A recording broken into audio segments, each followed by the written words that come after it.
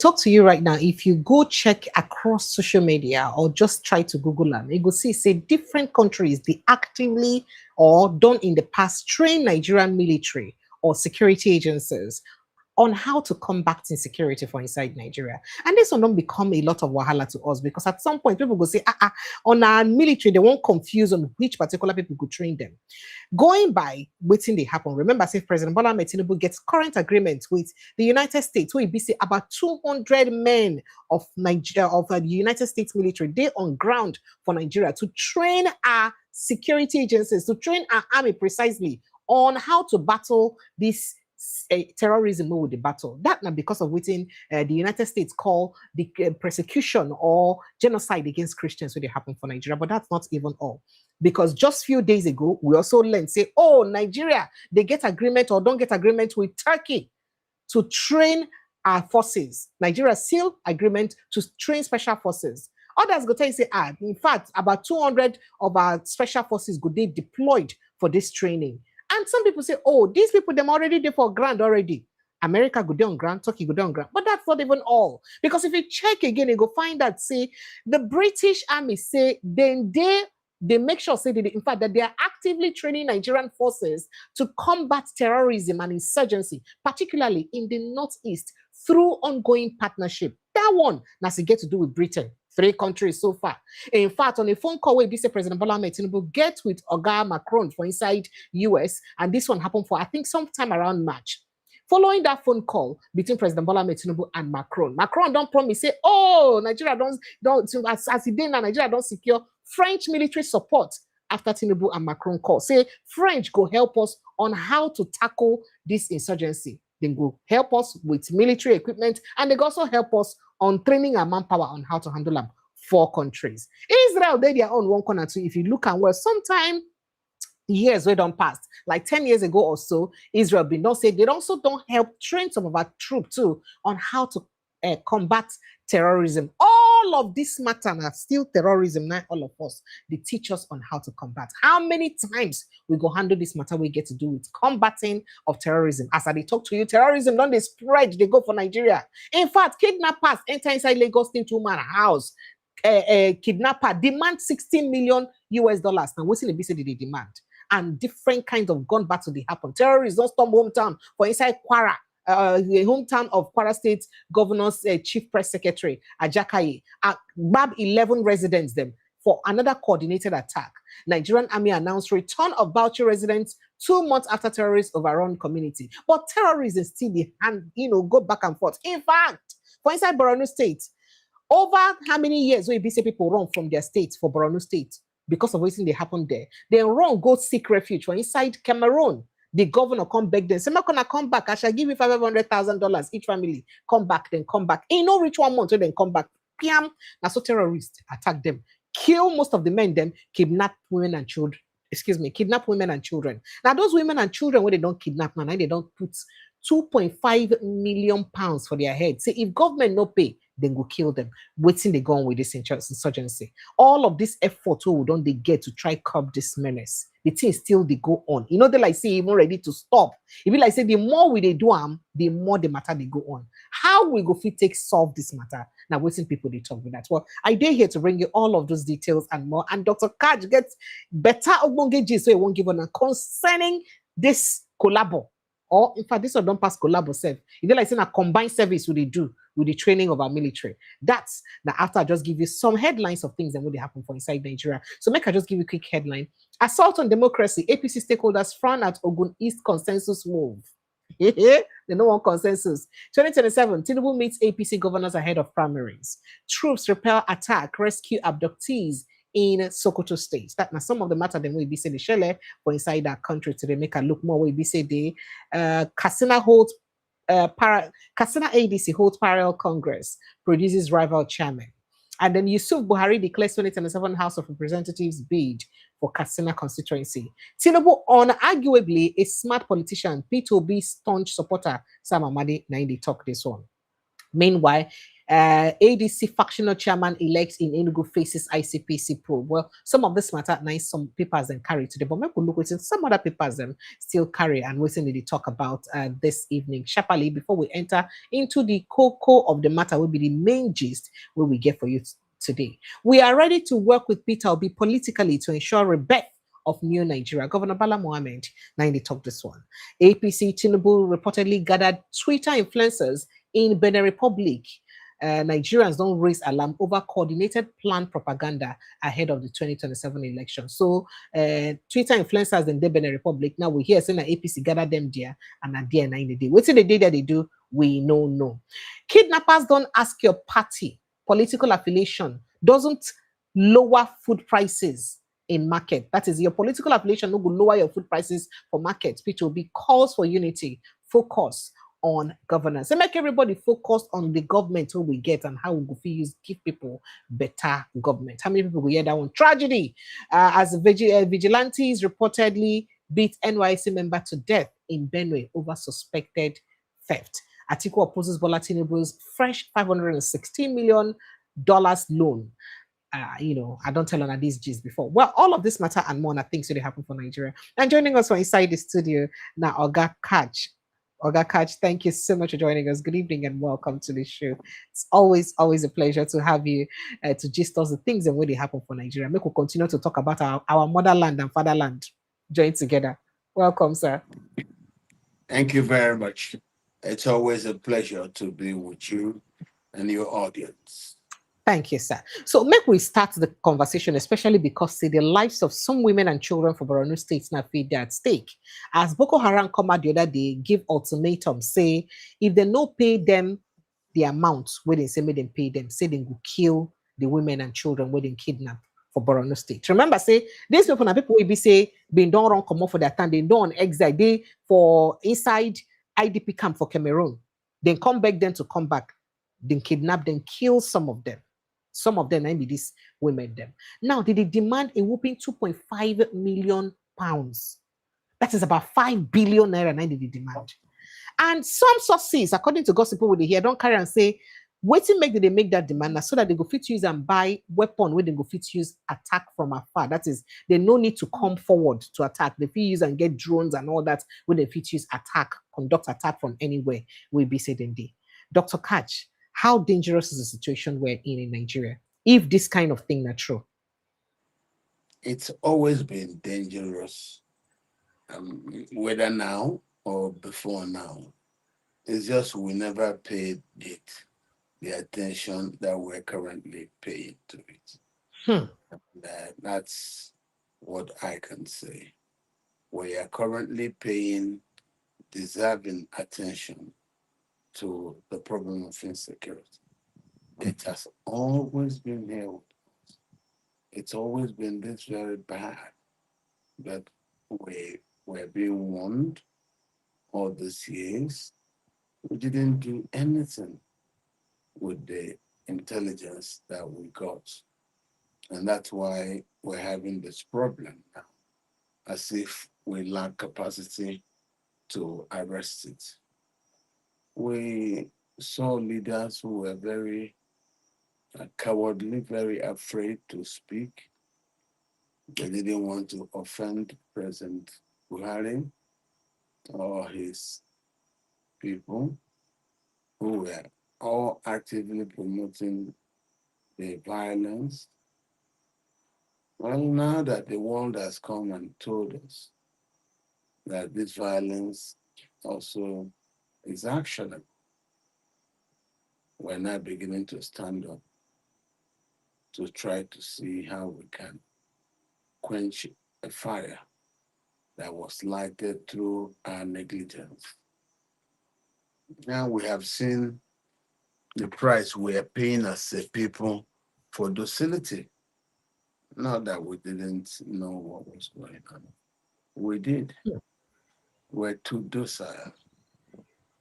We didn't want to offend our friends. And they were actively promoting the violence. And it has engulfed a lot of Nigeria. You know, the shame is We tolerated this violence. That's the shame. Even when the world started complaining, we went into denial. That's the shame. And everybody who is currently in denial should be condemned by any well-meaning Nigerian. Well, we're not taking stock, and that's why we're beginning to speak like this. We're taking stock. Very soon, the killings will stop because nothing lasts forever. We've now woken up in some areas pretending to care, in some areas truly caring, and doing the best we can to arrest the situation. All All right, right. sir. One of the things that confuse a lot of people, how is it that we don't get foreign nationals for over the past 10 years? They involved in helping us, teaching us, and helping us in one way or the other to combat this menace, and it never sees stop. How is it possible? Or is it that the people that are helping us may not really be helping us enough? No, You know, meanwhile, some people don't also accuse some of these people when they say they help us as being complicit because their joy now in our disorganization. it's That's not not what true. some people they talk. Go ahead, It's sir. not true. It's not true. Because the promoters of the violence were in government. President Buhari and a lot of the people around him were actively promoting the violence. So it's so bad. When a new crop of leaders came that really didn't have that uh, overriding interest to promote the violence, as Buhari and his people were known to do, it became an issue. They now have to modify their ways, find a way to stop the violence. They were even very afraid. They didn't want to offend the promoters, the patrons, the financiers. Till tomorrow, they are still afraid. They don't want to offend them. And we can see the violence all over the place.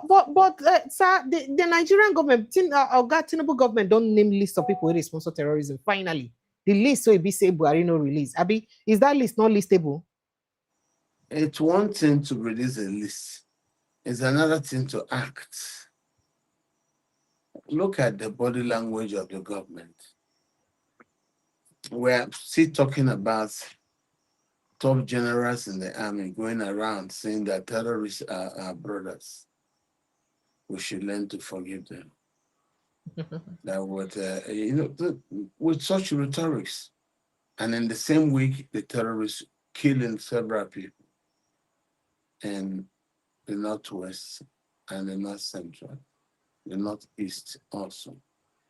So I think it's a civilizational war that we are fighting in Nigeria.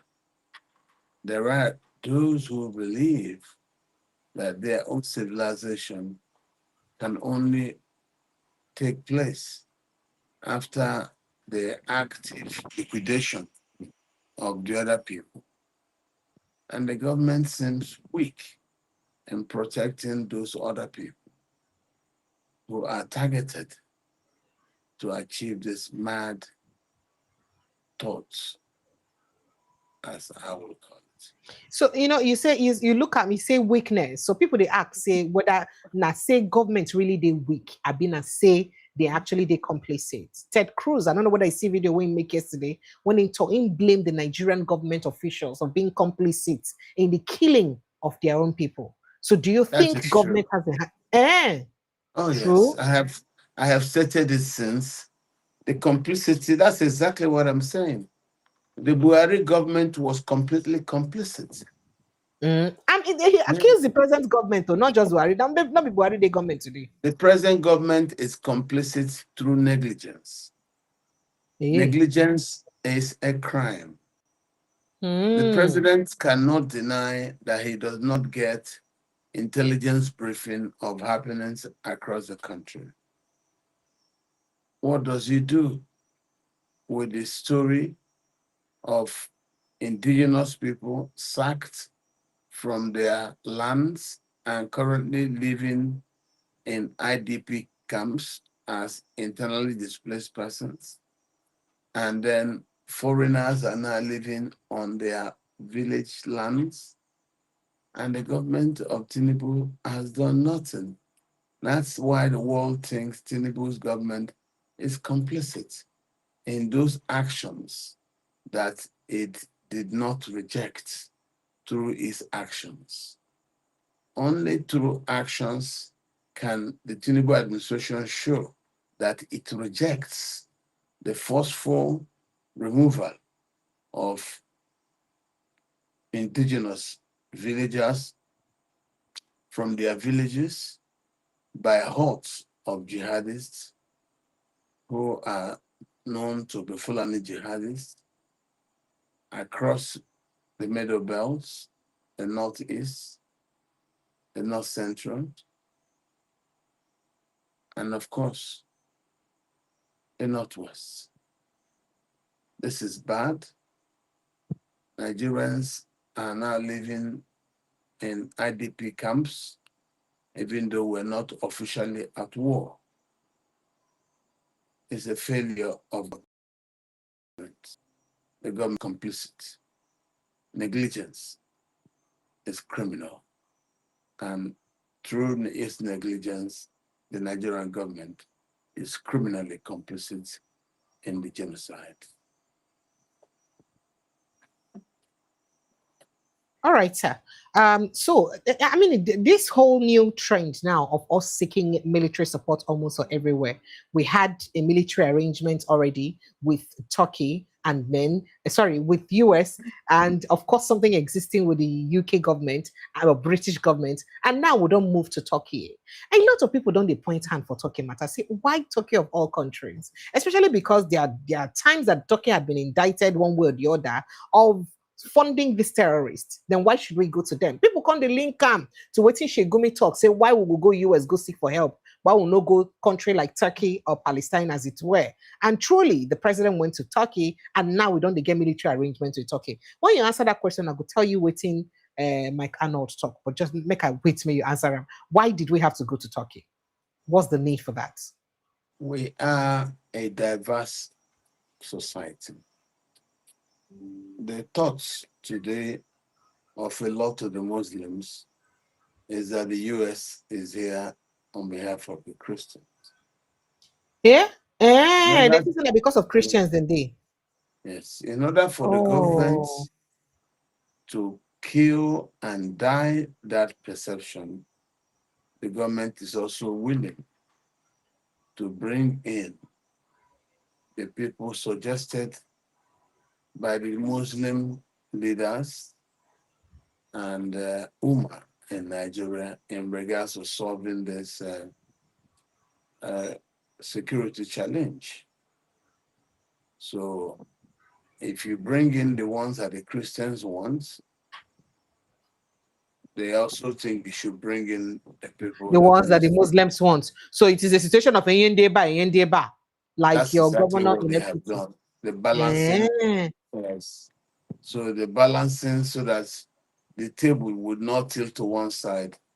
A balanced table will ensure stability as we think about how to move forward. Okay. Now that you've spoken about a balanced table, let me quickly let you in on what Mike Arnold said, if that's anything to go by. It's a bit of an extensive read, but I'll just be quick with it. He said, he wrote this as an excerpt. He said, on April 19th, Nigeria signed a deal to build a permanent Turkish military training facility in its own soil. Permanent, meaning say no go. US own, now to train go. They no say they will get military base. But this one are permanent. That's what you take right time. The Nigerian government is calling it counter-terrorism cooperation. Now, Turkey runs its military expansion across Africa through a private company called SADAT, S-A-D-A-T, an acronym, founded in 2012 by Adnan Tanriverdi, who was Erdogan's personal chief military advisor. Now, Sadat's stated mission, their stated mission, that is their mission statement. Now, in their own documents, now so he say, is assisting the Islamic world to achieve military supremacy. You know, say to fight military. Is assisting the Islamic world to achieve military supremacy over what they called colonists or colonist countries of crusade mentality. Now, waiting their mission statement. Now, according to him, he said that is not a security contractor. That is a religious war with a payroll. That's what you write down.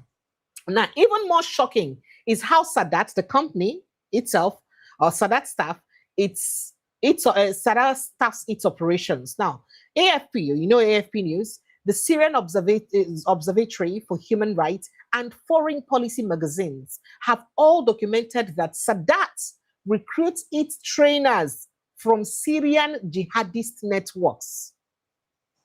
Now, there they recruit their trainers from. Men who fought for Al-Nusra, men who fought for ISIS, and deploys them across Africa under the cover of military training agreement, exactly like the one Nigeria has just signed with Turkey. Now, Nigeria's own intelligence consistency has confirmed Sadat's personnel are already on ground on Nigerian soil. When that training facility opens, the men teaching Nigeria's special forces will be veterans of the organizations Nigeria is supposed to be fighting. That is veterans of ISIS, that is veterans of terrorist group where Nigeria is supposed to fight. And then they teach them how to fight the terrorists. Now, they are not coming to stop the jihad. They are coming to train it. Sir, make a hear what you get. Eh? You say yes? Well, this what we have found out so far about the people being engaged. What we also would do is to realize that Islamists who have been in charge in Nigeria are still very much visible and still very engaged in its day-to-day running. We don't have to understand, learn about this and go and see that. No, we'll continue doing whatever we can from underneath to force and seek a balance in a diverse Nigeria.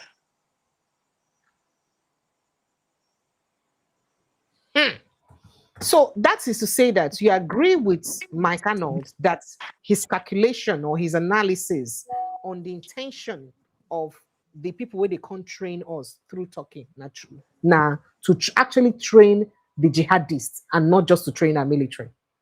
That's not going to be possible. How will it not be possible? Nobody can train jihadists. You know, Nigeria is now a place where everybody is interested because of how the mistrust was soon introduced and fed, and that today the mistrust has eaten deep into our everyday life. We don't trust ourselves anymore. That has also permitted into institutions of state where you've seen that mistrust deepen its very divisive tendencies.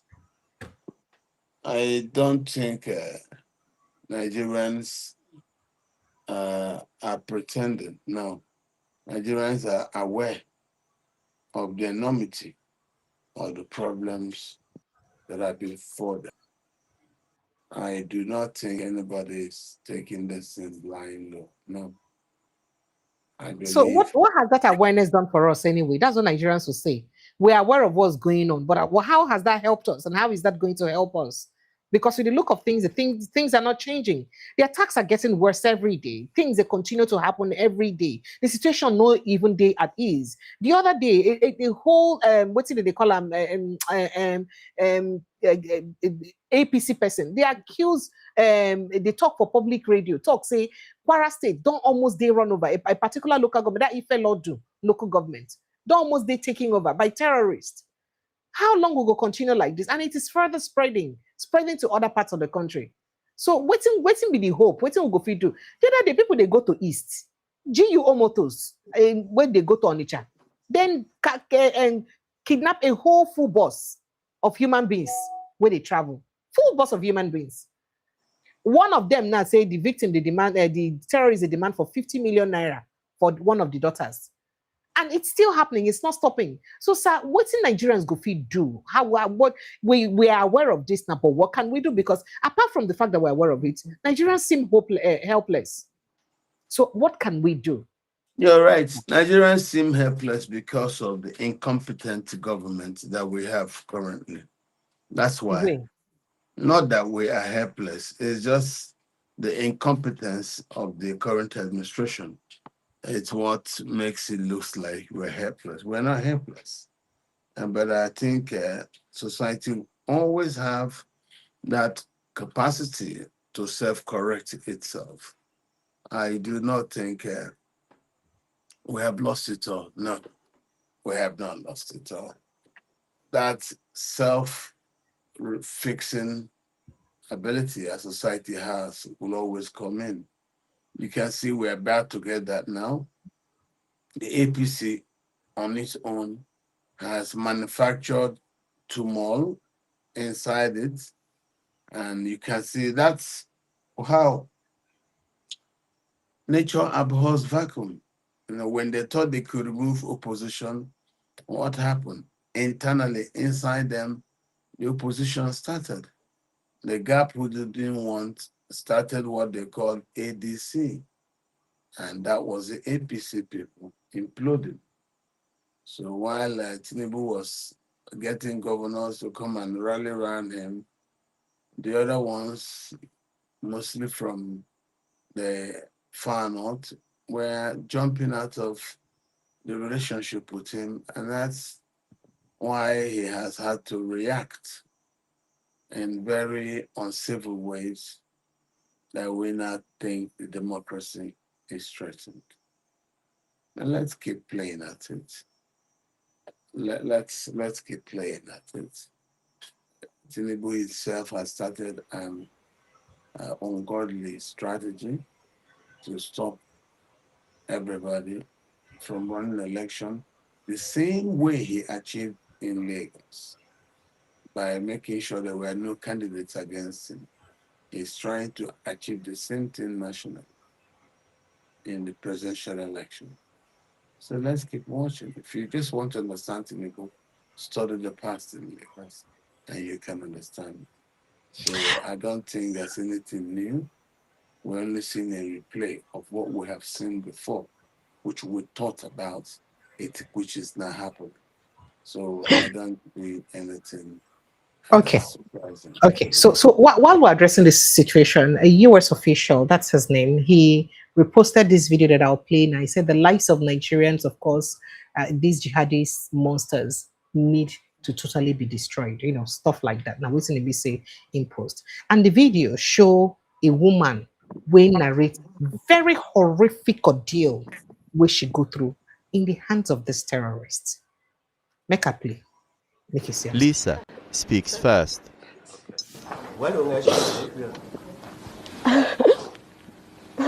Signebe akrefie biuto tu signebe na suerensi je kwe karabringe to je dizijene tontonje ma wenje simi je kwa dizi azi benwe tare sibene chichikanu sinyeji be un klanu sinana be ni shete be la me arabano sinana be cheva be tiskata na ari be ashisu be so tonte ne jibiwe njemvana na musimi bi fiagoma asewe na kiraba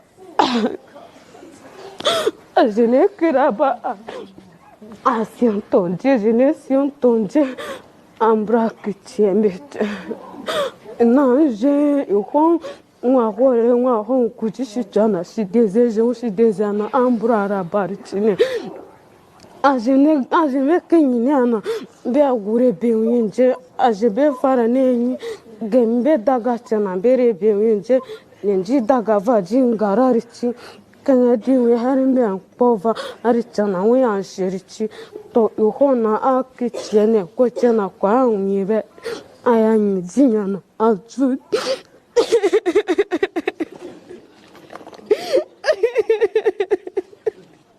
Last year,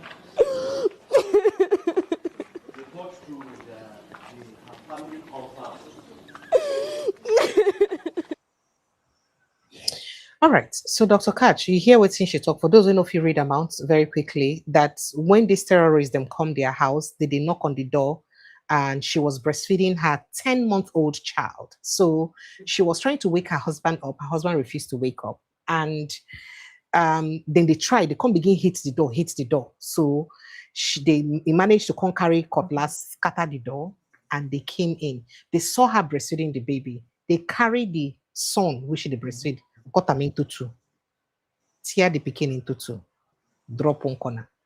They go to her husband, they use gun, shoot him, then carry machete, scatter his head, keep am one corner. And then in older child, pikin we don't grow up small, hear her voice when she dey shout, scream, then carry that one, they use machete, scatter that one. Even her own son, they almost killed her too, but the thing splash, the machete cut her head, and because she used her hand block him, so the thing no make the impact so it's supposed to make for her head. So it cut her head, but she survived it after treatment. Her older son also survived the cuts that they gave him after treatment. The reason I'm narrating this is that Nigerian government don't spend so much money for the rehabilitation of terrorists. It started with Operation Safe Corridor for inside Borno State under the President Muhammadu Buhari. They don't move on now, enter inside the Northwest. Remember, I said they move up to the Northwest. So they extend them to the ones where they call bandits. From moving Operation Safe Corridor from Boko Haram to ISWAP, then moving it to bandits and maybe Fulani militiamen with the conductors havoc. It is spread. But in all of this, how much Nigerian government don't put in effort to try to rehabilitate the lives of the people where be say these terrorists don't scatter like this. This woman, the way you hear her they talk this story, they cry. It day you like trauma wish you could feel healed from anytime soon. Why government will they responsible to secure her? And this is not addressing President Bola Ahmed Tinubu because we know it didn't start with him. We're talking about successive administration. So whenever we talk, make people understand, say, we talk about governments generally for Nigeria. Why governments will be seen at their responsibility to take care of lives and property of human beings? No see and fit and necessary say they're supposed pay more premium attention in the rehabilitations of the people where be say these terrorists put in this situation, but rather we spend more money for what did they call them, the terrorists them.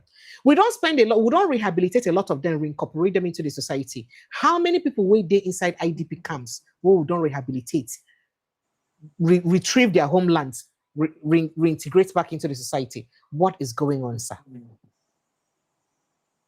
Very good question. It's the government and its wrong prioritizing. What we're doing is wrong. Very wrong. Very wrong. And I pray we can change and to give more care to the victims of this violence and not to spend our care on the terrorists themselves. I think it's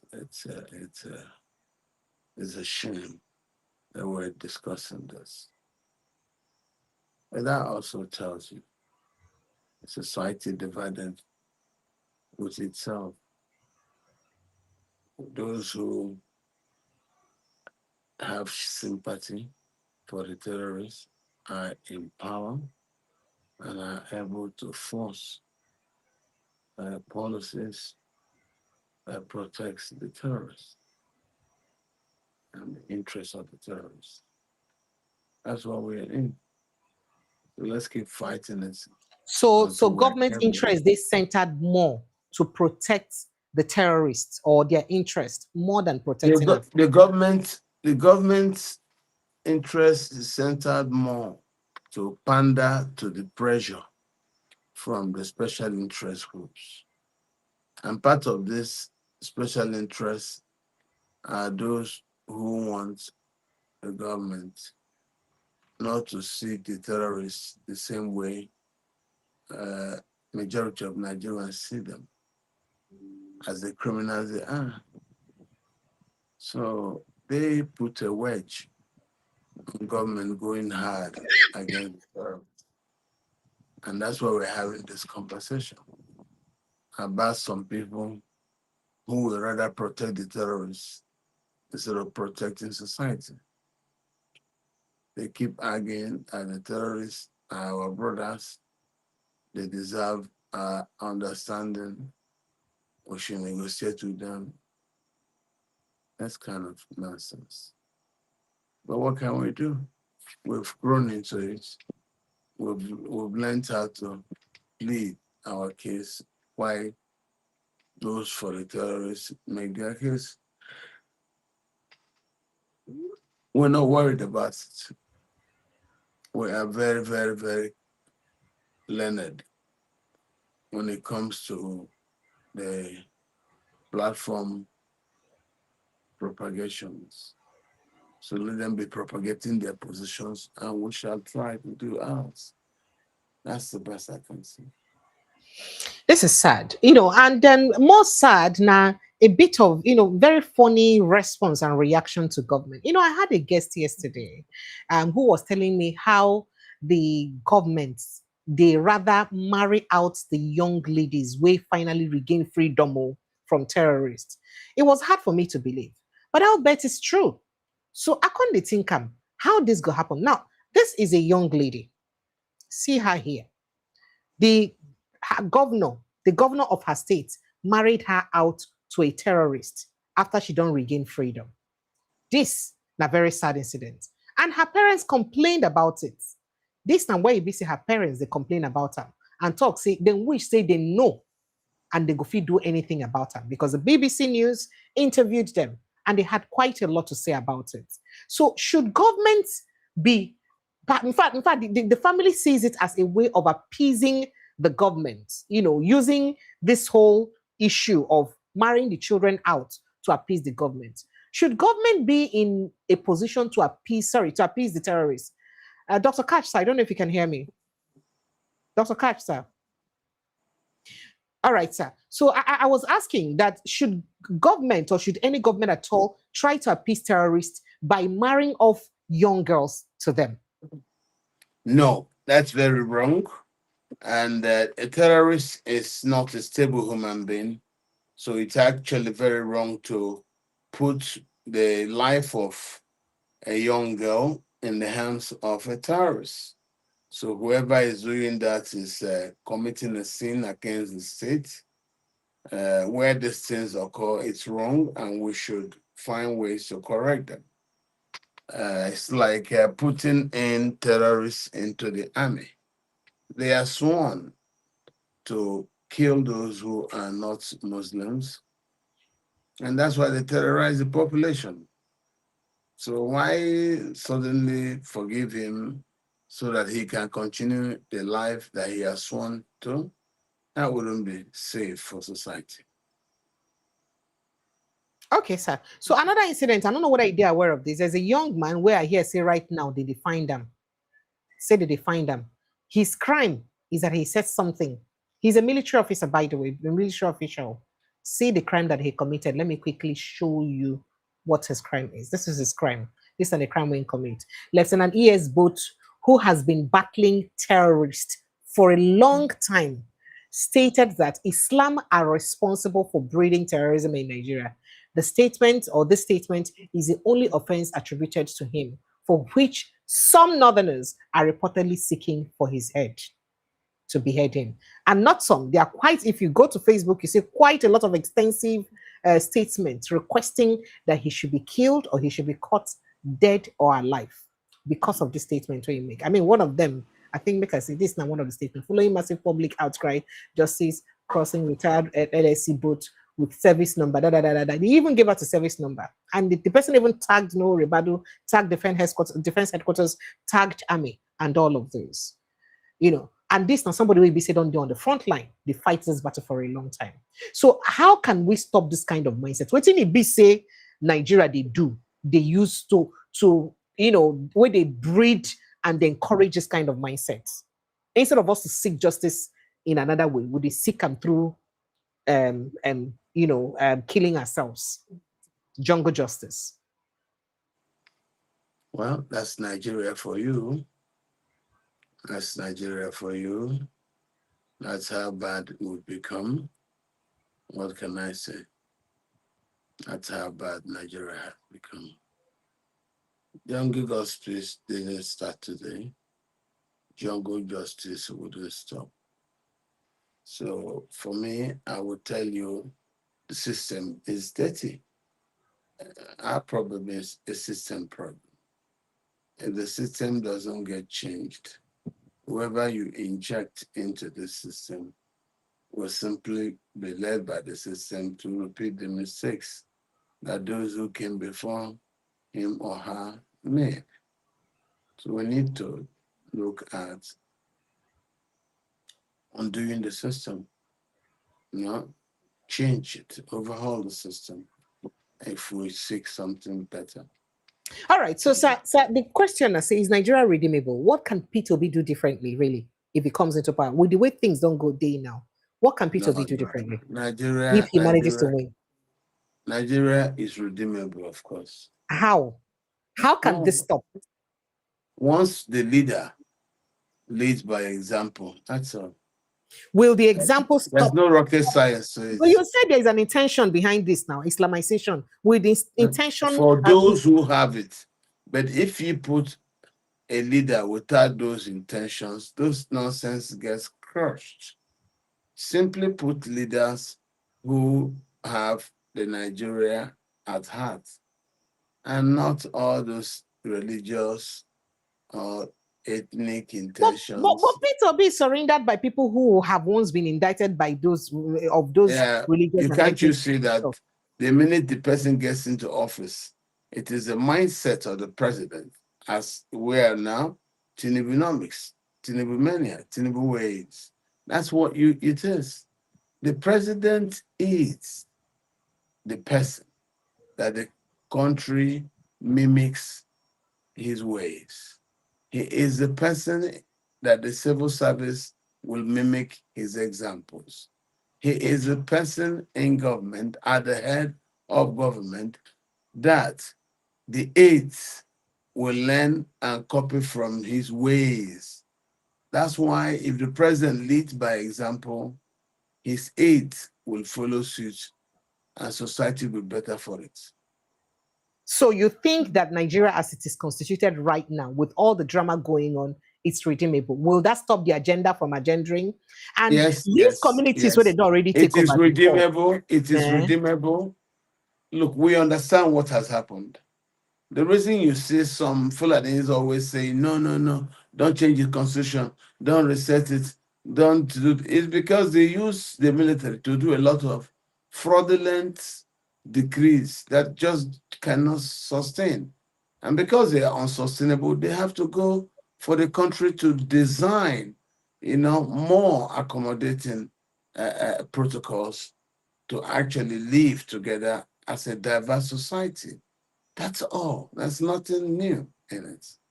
There's nothing new in it. We'll get there. And nothing stops it. Nothing will stop Dr. Katch, it. Dr. Katch, the question again is, there are communities that have been run over. People know they don't community. They don't change the communities. Communities that, listen, those are temporary. For those communities. Those things are temporary issues. Are you serious? Of course, it took the arrival of the United States for the Fulani jihad to be put on notice. On notice. And from that notice, a lot will follow. This is how these things work. So I So don't really think. how you think Sepito Bigo is go about if he win the election? How I can he am go not about talking this? about How Peter can he go about Obi. this that Tinubu is not going about it? I am What can not he do talking differently? about Peter Obi. Okay, sir. I'm talking about the country.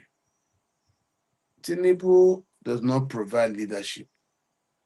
He just came to grab and do these things, which people are now saying no. We are asking for a better way. It's not the person.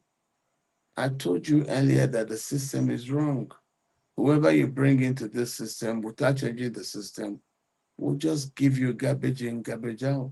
So Dr. Katch, that's what we're saying now. How will the next person be able to change the system when there are Just, people who are ensuring that this system is not changed because they are it is benefiting not from how it rocket is now? science.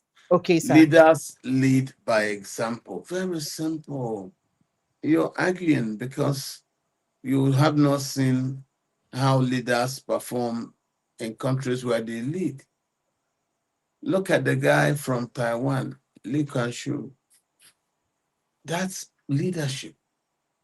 Look at the guy in Dubai. That's leadership.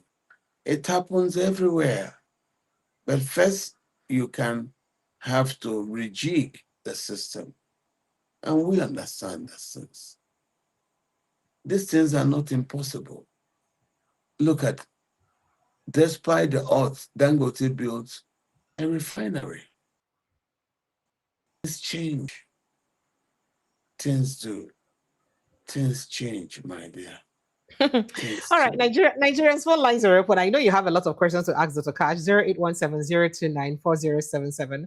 And please, thank you so much to Oyuwano for Yi Afoli. Oyuwano for Oyuwanile. Thank you so much. And I see you too, Olumide Akinomi. Thank you so much. I appreciate you for the super chats. Phone lines are open, Nigerians. 0817-029-4077. Let's kindly call up Dr. Katch and I know you have lots of questions to ask. As it is right now, people say things don't too bad pass. Dr. Katch, what do you think say the southeast supposed to they do to protect their territory, especially as they don't see what's on the happen for southwest or north central, the Yoruba speaking part of north central, and it don't reach southwest. Of course, you see all your states here and there, facing attack. The other day, the boss where they come from Ijebode also were attacked. All of them kidnapped too. For Ijebode here. So it's costing home. What do you think, say, regional governors suppose do right now to make sure, say, then try to nip this in the bud, make it no go overboard?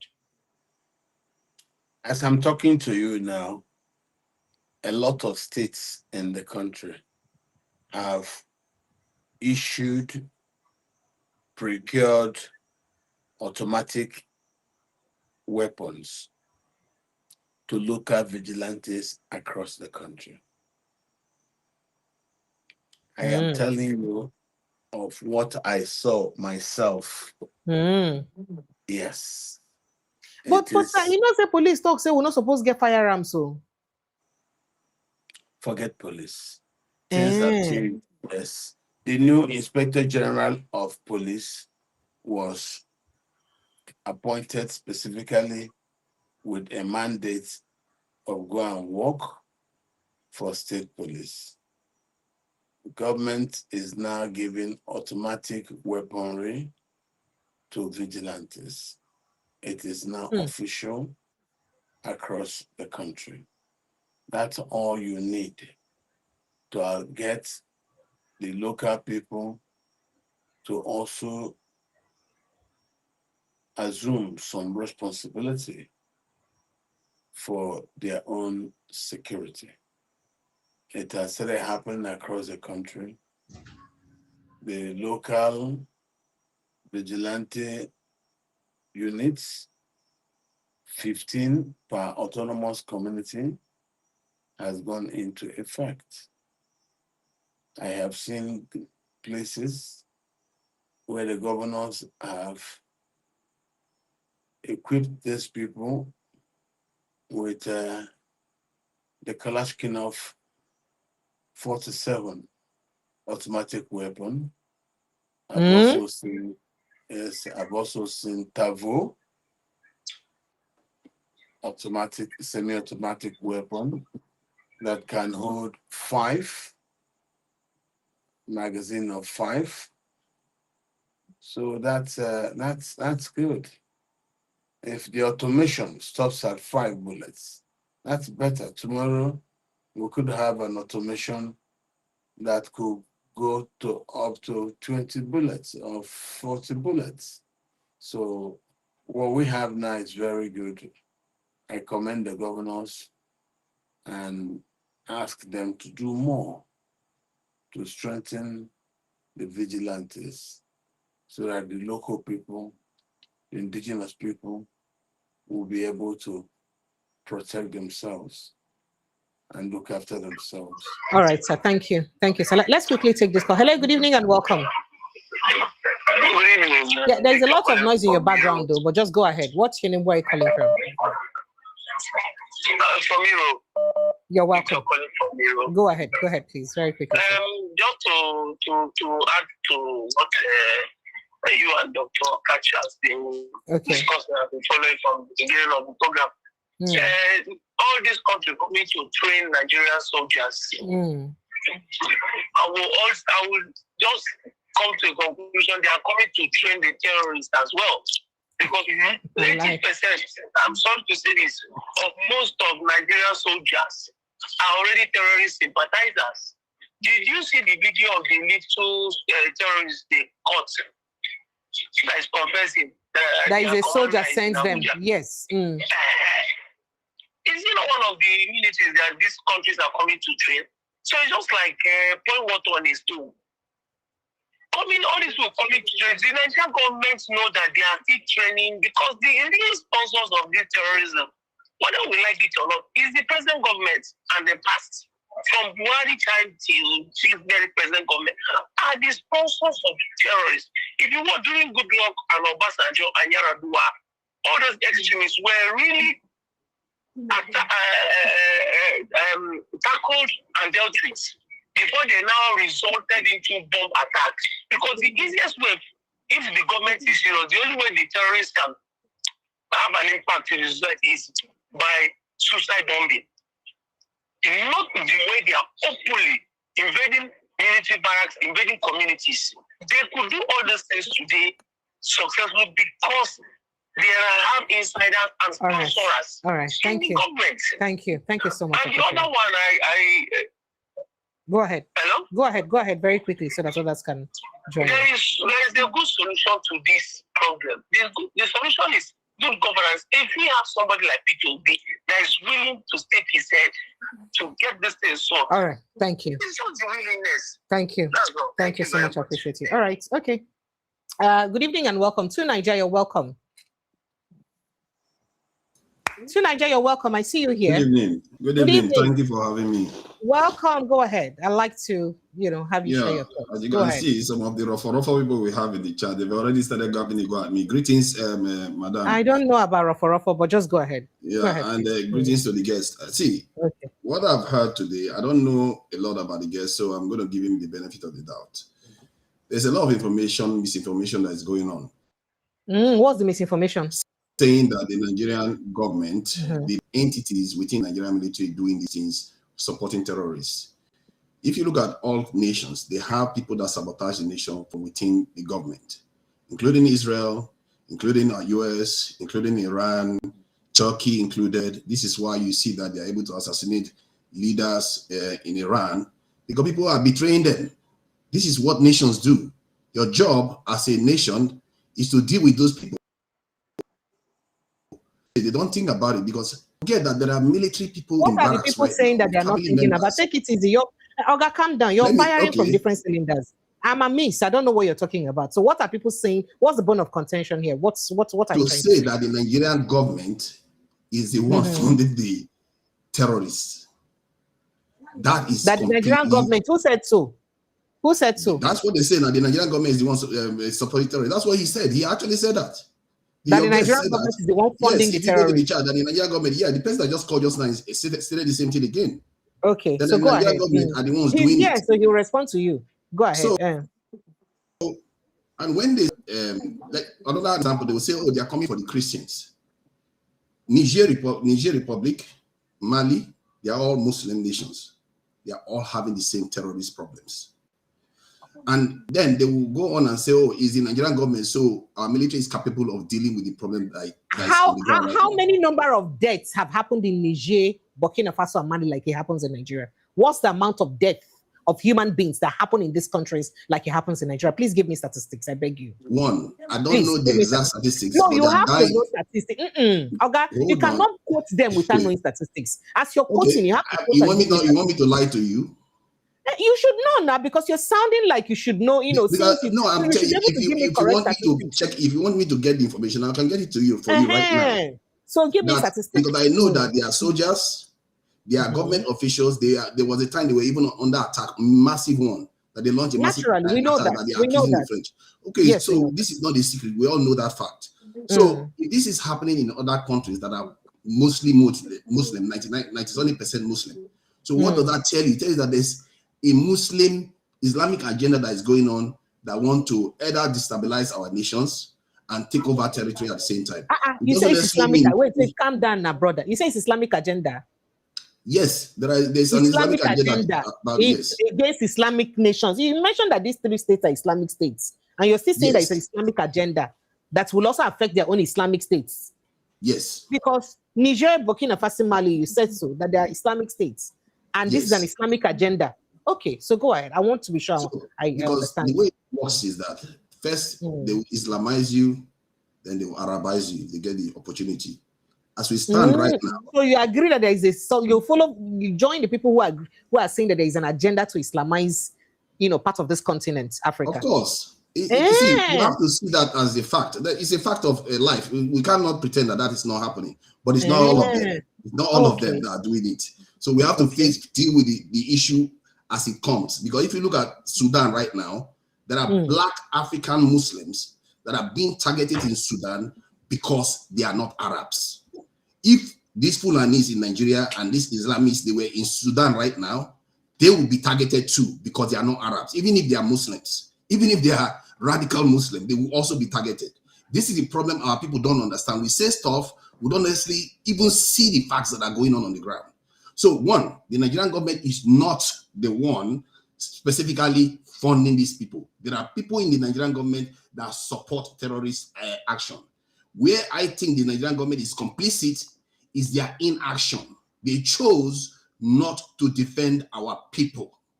Right now, if you look at the Turkey that they are talking about, Turkey has about 800,000 soldiers. 800,000, and they have about something million in population. Why is it that a country of 230 million has only 250,000 soldiers? Okay, sir. Have you noticed that the terrorists mostly operate in the outskirts, where because if they come to the city, they know that the security forces are mostly there. They can't operate there. So they have to attack areas that they don't have security at all. And our people fail to call our government to recruit people into those areas. I spoke to Peter Obi during when he was running the last election. That is, every single one of them said they are going to recruit heavily. Even Tinubu went to Chatham House and said he's going to recruit hundreds of thousands into our military. Do you know that that's the only promise Tinubu did, apart from electricity, that he never actually even bothered to do at all?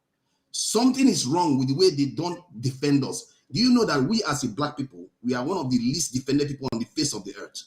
How can a country of 230 million, we use 0.1% of our population in the military? We have 200. And so it's okay. Calm down. No vex now. Calm down. I see the passion in you and the anger in you, and I totally agree with you, especially in terms of recruitment of forces. I have someone on the line, but please, Mr. Franklin on the line, please just stay put. Let's finish with this caller. Now, I'd like to ask you a question as a human being. I want to presume you're not in Nigeria, right? Do you know how much a Nigerian army officer that is in the war front earns? Soldier boy, did they fight? Make us speak for pidgin English. He was fighting Boko Haram, even they war front. He said in last salary before then, he fought for more than 4 to 7 years. He was in a war front. His last salary was 109,000 naira. And in some instances, if that money just buy you a bag of rice, and none of the gas and the ingredients where you go use cook them, and how that thing go last you. And then you've also seen how the Nigerian military officers are treated when they die at the war front versus how the same American military that is so well paid and catered for, they are treated when they die. So when you look at these disparities, first of all, is it my making or the making of Nigerian citizens and not that of government to do better? Secondly, if you look at these situations, you go join army. Not vex, the question that they ask you. Yes. If the Nigerian military changes their security posture and they say they want to recruit 1 million, I will willingly join. Changing? What do you mean by changing security posture? I just told you how much a soldier that is in the war front earns. So with that amount of money, will you join the army and the kind of level of care and their welfare generally? You go join army? Let me say this. Nigeria has lost $1.5 trillion due to insecurity in the last 10 years alone.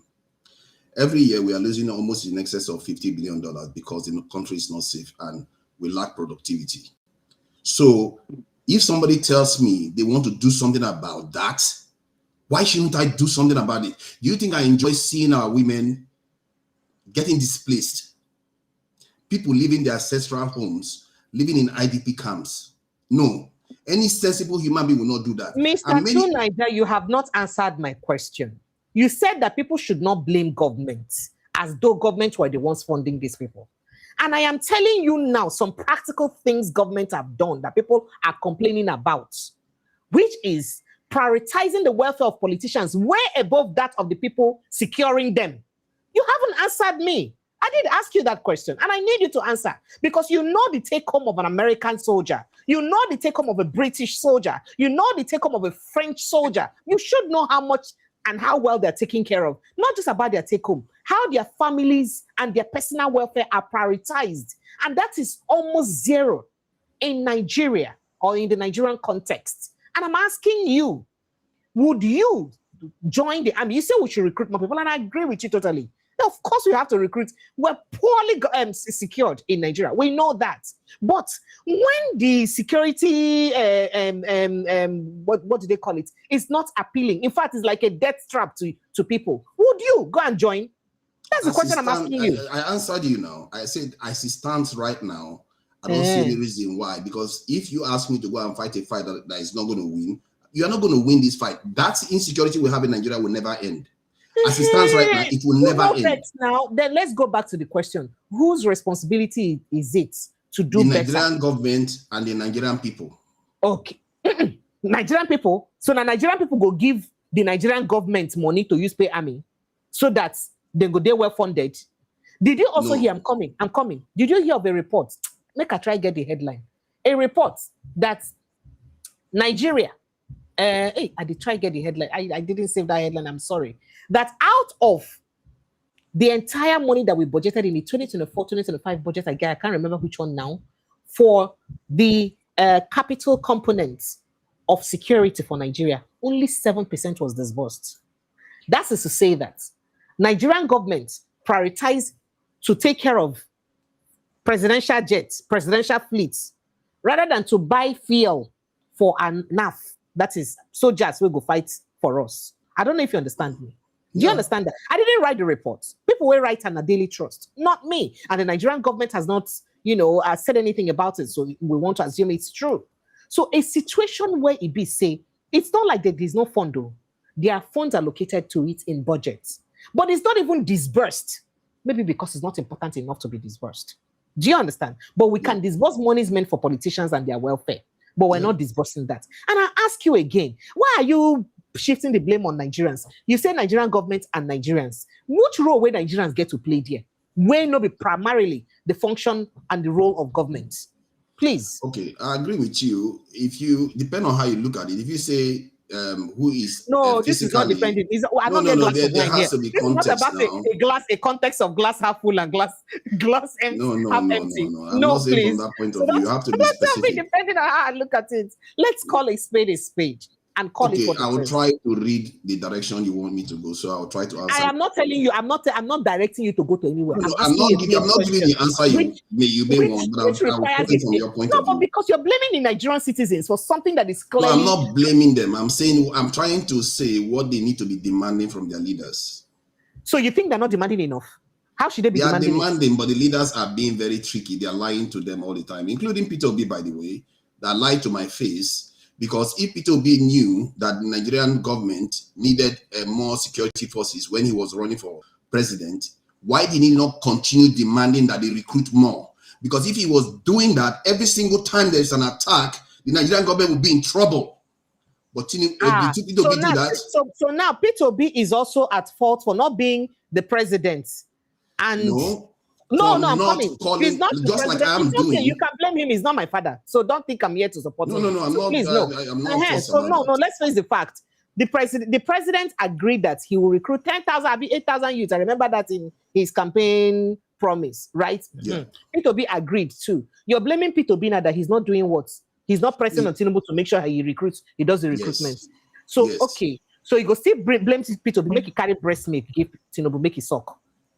Abi? Why would I expect him to do that? Exactly. No. You don't want to hold the person in charge responsible. I'm holding Tinubu accountable. All right. Why are you calling Peter Obi and you're not calling Atiku? You're not calling Kwankwaso in the mix? Why? No, Peter Obi. Why he didn't let me finish. No, Peter you finished. Kwankwaso, Atiku, Tinubu, all of them, they are all lying to us. They've been lying to us forever. They know the problem because when the election comes, they will tell you they will recruit the numbers. But the moment the election ends, all of them will keep quiet about it. Why? Why do Nigerians not ask that question? Why is it that every single one of them keep quiet about recruiting enough people in the security forces? Nigeria that was working with Tinubu said, if Tinubu tried to do something about our national security, that Tinubu told her that he was afraid for his life.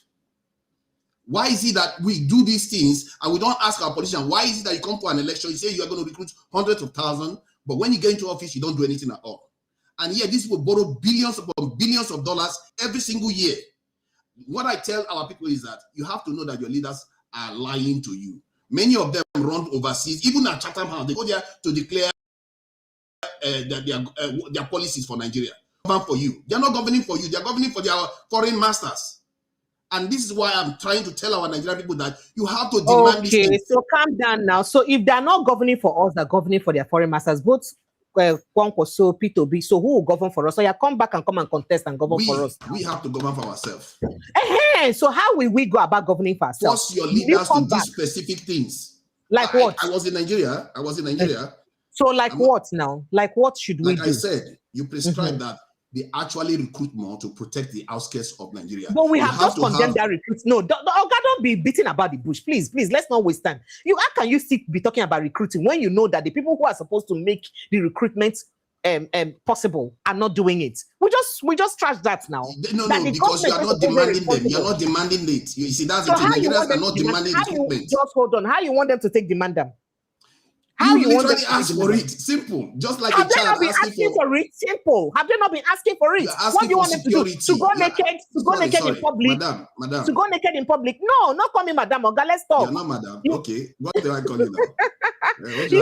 You want Nigeria? How do you want them to demand? Because literally every day here we talk about Shaware done the protest with retired army officers, retired police officers, demanding for a better welfare. Peter Obi has said it several times that the situation when people are poorly funded, that it's not possible that you can get productivity from them. He said it several times. Atiku too had mentioned it. So, I mean, these people are not in government.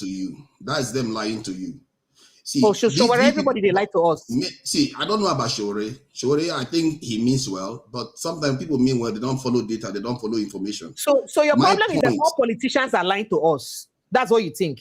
Your problem is that you have a grasp with the politicians. You clearly sound that way because you believe that all the politicians. I'm telling you they lie to us. So why would I have a grab with them? I don't like them. That's what you're saying now. Okay, because you say that lying. Look at the country. You don't believe them. I agree with you, and we don't have to believe them because I want to also believe that they're all the same. They're the same thing. So who bells the cats? And how do we bell the cats? That's why I said you have to ask for specifics. If you say, let me finish. If you say you want security, you know what they will tell you? We'll call our joint chiefs. We'll call this one, we'll have a meeting, and they do the same thing again. If you tell them, recruit this number, let's see whether they will call joint chiefs anymore. Now you have specifics. I'm sorry, you have not made absolute sense in this conversation, this particular one. We have trashed the reason why they're not recruiting the exact number that we need. Why? First of all, our soldiers have been dying. And in the days where the soldiers did die, no empathy, no humanity, no, like we don't even prioritize them. You saw what Donald Trump did for one particular, just one pilot. Just one pilot. What to stop Nigerian government from doing to show that kind of love, passion, and concern for our own soldiers? Have they shown that? When they say people will be the fights are not treated fairly and are not prioritized, would you agree to join, knowing that you'll be treated same way tomorrow? That's one question, and you already have answers to that. That's one. Secondly, I just mentioned about welfare, for crying out loud. Welfare. How can a Nigerian soldier fighting Boko Haram be any 109,000 naira in a month? What will it do for him? Have you even seen their meal? The food where they give them to chop, how they complain how empty the food is. If you watch this platform constantly, there was a time that I posted a picture that one of them posted on the internet about food they give. The soup they like water. What did they give them? Is it also my responsibility, or not the Nigerian public they're supposed to demand for that? I think you're putting too much on the head of the Nigerian public. When the soldiers themselves saying these things cannot talk. Excuse me, sir. Let me finish. I'm so sorry, sir. I'm so sorry, sir. When the soldiers themselves, and if the soldiers talk, the soldiers will did this line, if they talk, they lock them up, court-martial them, put them for guard room for months. Mm-hmm. So soldiers cannot talk. Nigerian citizens cannot protest. They protest, they tear gas you, they chase you away, they scare you from protesting. And that's exactly why I'm asking you that question. What do you expect Nigerians to do? And you said they're not demanding for specifics. What more specifics should they demand for? I just told you. You ask for more boots on the ground. You tell them recruit 200,000. That will not be funded. Would you present yourself as that boots on the ground? We just trash that issue. Okay, now let me give you information. Let me give you information. Let me give you information that I have. Okay, do you know when they open for application, like when they wanted to recruit for police, they said they wanted to recruit and more than 400,000 people applied. Yes. You know that. So it's the Nigerian state that is preventing people from joining, not the other way around. That is the fact. You see, my problem with our people, we say things, we don't always know what is going on the ground. I know somebody that has perished from this situation, including even his own mother died from it too, because they were his mother was at. I think I have entertained you enough, but I want to put it to you that right now, even the solution you think you have, you absolutely have no solution, because you, as long as you do not come back to stand on the front of the streets to ask for those specific demands you're saying, and two, and as long as you do not see the need for the government to be blamed solely, because let me tell you something, apart from God, the next most powerful person in this world is the government, and you know that. So governments get everything possible to make changes, and they're refusing to make it. And then you not blame the masses, the suffering masses for it. You absolutely have no points. I'm sorry to say. I'm not blaming the masses. You have just shifted the blame between government and masses. The people are not speaking for the specific. Betraying us. I literally said the government are betraying us, that the people need to force them to do what? To kill themselves. To kill themselves. Okay, everybody should come out and let them kill us, because as people are coming out and they're gassing them and shooting them, they shot people at like gates. So more people should come out and die, and you be in your house. Okay, you haven't said anything. I appreciate you, sir. I appreciate you. Thank you. Thank you so much. Thank you so much. Let me bring back Dr. Katch in the building. I'm sure he would have. Dr. Katch, where are you? Dr. Katch, where are you? Good evening. I'm here. Let me take this call. Good evening, Mr. Franklin, and welcome. I'm sure you saw that debate. Good evening and welcome. Yes, precious. I'm enjoying what you guys are arguing about. Anyway. Okay. One, I have to give you accolade and Dr. Katch accolade about, your being very optimistic about Nigeria. Honestly, you, sir. I've lost my optimism about Nigeria. Okay, yesterday I was hearing you and T.Y. Danjuma and the other guy arguing. Yes. You are very passionate about Nigeria, precious. You ought to be, but you don't want me to. Nigeria has lost it. I'm telling you the truth.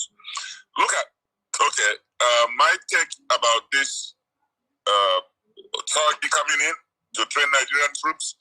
You know what's happening? They are preparing that in case Tinubu wins barely 8 or 9 months from now, and there's katakata. They've already helped soldiers on the ground to quell any opposition. You say what's in? No vex, rewind them. You say what's in happen, sir? Do you know why Turkey is now the big? Oh, why Turkey is on ground in Nigeria? Is because yes, it's because Tinubu is preparing for any eventuality in case. I know there's going to be mago in the election anyway. 8 or 9 months from now, the election will show. Then the opposition people will try to raise dust.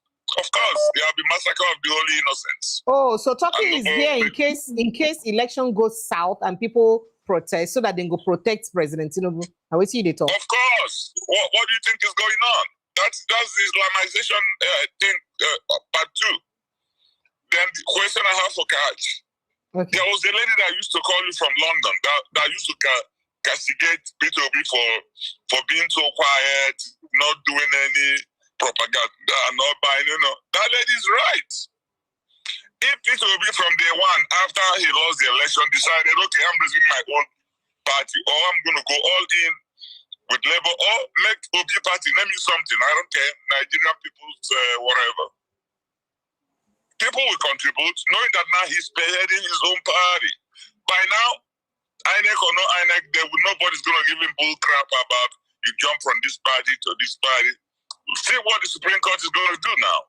Supreme Court eventually is going to give them a leg, and by the time they adjudicate this election is over. Thank you. What's your specific question for Dr. Katch so he would respond? My specific question for Dr. Katch is, Dr. Katch from beginning, he has always been blockading any criticism of P2B inaction, not doing this. Now, the question to him, is he still optimistic that P2B eventually will run for president in a party that's going to be viable? Okay, all right. Thank you, sir. He'll respond. Are you still optimistic that P2B will run for president in a viable party? Yes. He said yes. Direct. Okay. I will live to see that. All right, thank you. We will live to, not only you, all of us go there alive. Nobody they go anywhere. We're not going anywhere in this world. We're in this life together. We're here. Thank you so much, sir. Thank you. Hello, good evening, and welcome. Before I bring in people from the studio, welcome, please. Hello, sir. Precious Ukem. Oh, Chimo, Sankemo, sir. You are blessed for life. Ami Loruko Jesu. Welcome. Who am I speaking with, please? Welcome, sir. My name is Chief Tony. I'm calling from USA. You're welcome, Chief. You're welcome, Chief. Go ahead very quickly, please, sir. The point we are arguing with that guy, the guy doesn't know what he's talking about. If you come to USA, every police drives a car. I beg, on our own too much to give us as example. Make we use other people. Your own is too much of big example. US welfare for their security officers is a big example. Sir? The thing about it is that Nigeria have enough money to take care of military people for them to give their best in service. But the politicians... I totally agree with you. Because in your country, there's not much disparity between the salary and the take-home or package of the politicians and that of, the security agencies. Same way it should be in Nigeria. But I own the disparity there too much. I agree with you, sir. It is very unfortunate. Somebody who is taking his leg, who is taking his life for you don't take care of him, and you want him to go and die in forefront. Look at it. It is this Tinubu's regime that we have lost a lot of generals. Do you know what it means to train one general? I'm telling you, the years of experience. Yes. From other ranks to general. Yes. And they are not interested. They are sponsoring the... Thank you, sir. Thank you. The politicians of APC, from Buhari, when Nnamdi Kanu was talking about it, that was why Buhari hated Nnamdi Kanu, wanted him to die in the prison. But today, Buhari said, Tinubu is Buhari and Buhari is him. Can you imagine the leader? Thank you, sir. Thank you. Thank you so much. I appreciate it. Thank you, sir. Unfortunate. Thank you, sir. All right, let me invite everyone to the studio. You're doing well. Keep doing. You're doing Thank well. you. You're doing Thank well. you. Thank you, sir. Thank you. All right. So why don't you, you're welcome. Make I bring all of you come here. No get strength to do separate service for everybody. Oh yeah, can I combine service? Everybody join together. So Naja, you finish your own now. You can go now. We could accommodate somebody else. No vex, eh? All right. So yeah, so let's just have everybody add their thoughts one at a time. So why don't you're welcome. Comparable facts. Do you have questions for Dr. Katch? Okay, so go ahead. Yeah, you're you welcome. are Danjuma, go first now. You was there before me. Precious, good evening. Good evening, everybody. Now owner of this platform. So if he day to the end. Eh?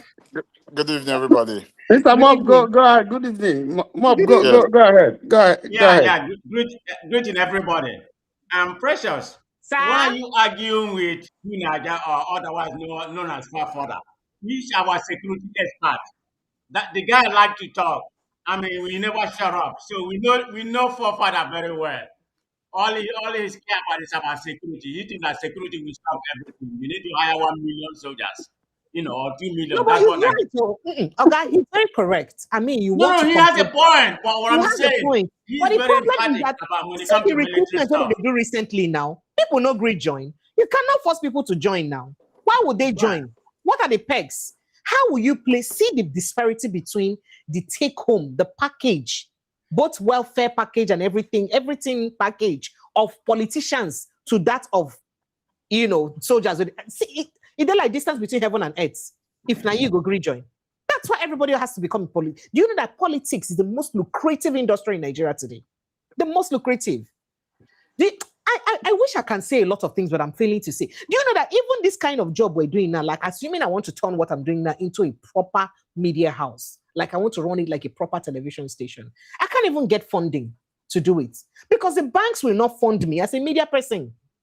But make I talk, say I want contest on one position now, and then say the party where I did, a party where they viable to use win the election. Banks will rather fund me as a politician. What do you think is going on? What do you think is going on? Go ahead, Jerry. Make a no stop. So the question is that the people responsible for this are the politicians. Can you hear me? Good evening, my dear. How are you today? I'm good. Yeah, you made a comment earlier, so I wanted you to go deeper into that comment when we were talking about the leadership. Everybody has been talking about Nigerian. The problem we have is the system. It doesn't matter who come in; it's still going to be the same thing. Because how do you think Obi will function in case he come out? Is that possible to change the system we have in Nigeria? Yeah. It takes the leadership to change the system. That's all. Right now, a lot of leaders come in and they have desires that they want to carry out. Some are begged to live above board and think about the future, but some don't. Buhari came in very angry, so he was seeking to revenge. And no, like Mandela said, if you come in as a leader and you carry revenge in your mind, then you end up destroying your nation. That's what Buhari did. Tinubu came in, he saw it as a transaction, and he needs to make up for the money he invested to buy the presidency. And that's what he's doing with Shaguri.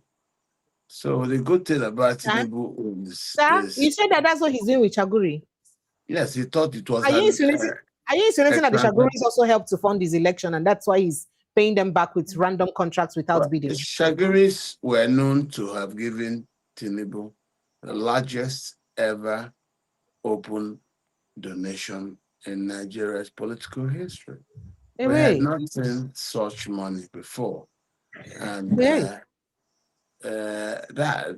was the reason nobody was surprised when we started hearing the figures that they were mentioning linked to businesses that were given to Mr. Shaguri's company.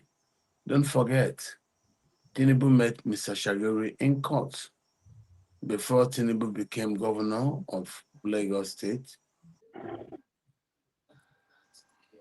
Abacha sold to interest controlled by Mr. Gilbert Shagiri. And when And Tinubu that came, used he to be a went to Lagos court state property, right? challenging that. That used to be a Lagos state-owned Yes. property. And when Abacha sold it to Shagiri, Tinubu went to court to challenge it. He was in court, Shagiri met Tinubu and said, look, instead of fighting in court, that's a lot we can share.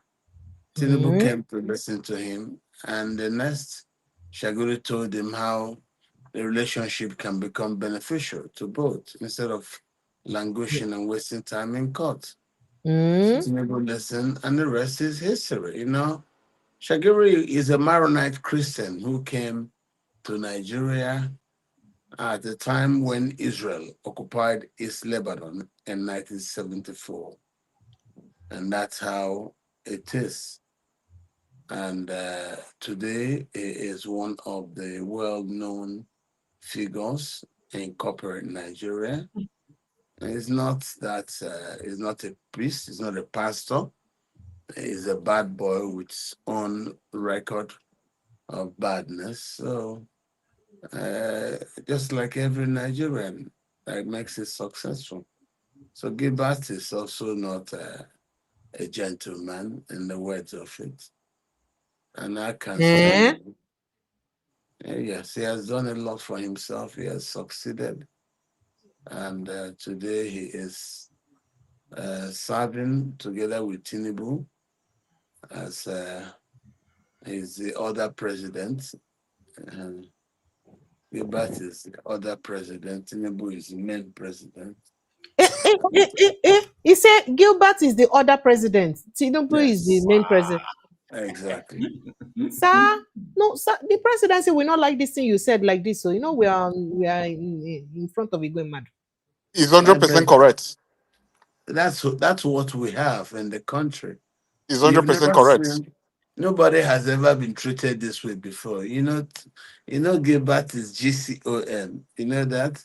That's the same Title for the respect vice you president. give to. Is the title you now give that to you the said vice it, before you president. finish your talk, make a catch for your mouth, not vex, sir. I want report Dino Melaye to you because of this GCON. Do you know that Dino Melaye, I want to report him to you so that you see what's going on. It's not good. Dino Melaye had the mind, the temerity, the audacity, the integrity to say that our president carried GCON. The title exclusively left for our vice president, Attorney General of the Federation, and Senate President and House of Rep Speaker. Not only them, that title they exclusive for. Say he put them inside briefcase. He not give them for Nigeria. He carry and travel all the way to Bodo, France. Nadia go give him the title. What manner of insult is Dino Melaye insulting our president? I thought to report Dino Melaye to you, sir, as an elder statesman. See what Dino is doing, sir. Well, what Dino has found out is that Tinubu has been able to, personalize the presidency into a personal property. And he can do this. See, all of it, when we discuss about how the Nigerian state was captured, there's quite a lot of areas we have to look at, But in that period of the state capture, if you ask me, I will tell you by a Sunni minority. I would say the worst that happened was Buhari's jihad and the way he allowed the Fulani militias to go on the killing rampage. And that's the one that invited the U.S. interests. And that's the one I also condemn the most. Of all the things that are called under Buhari, none is worse than the slow motion war levied by the Fulani militiamen of the Gandakoi, the Tabita Polaco, the Mayete Allah Kautohore, and the Mayete Allah Makban. These are organizations that were used to levy a war upon Nigerian people, invisible geographies like the Benue Basin, the Mambila Plains in Gembu, and then, of course, within the Plateau Highlands of Jos, Jos North, extending from Rukuba, going through Toro to Bauchi. Even there, also the killings we saw in southern Kaduna, and the ones against the Bachama in Newman. And of course, what's been going on in the Hausa areas of Basari, Sapana, Dutsima, Damusa, Kankara, Maru, Densedau, even places like Malele, Bungudu, Kankara, Malumpashi, and the killings are spread everywhere, even to as far as Gurunyu. It's well recorded, and we understand this. And the TV have lost a lot in Kwande, in Oshongo, in Vandekea, and places like Lesse. All right, sir. But the question what they ask, all these things, is that enough reason why Melai say this kind of thing about our president? It's not good. Well, your president, despite all these killings in all these places I've mentioned, have only prioritized his friendship with Geba Shagiri. So, of course. Okay, so with all due respect, with all due respect, can you just allow me to say something? I won't waste time. I know my battery is running down. Yeah, thank you so much. Katch, Dr. Katch, I am your Okene, and I am from Ghana. My mother is from Abuja State, Obingwa. Thank you very much. It's good to meet you. Thank you so much. Good evening to each and every one of you.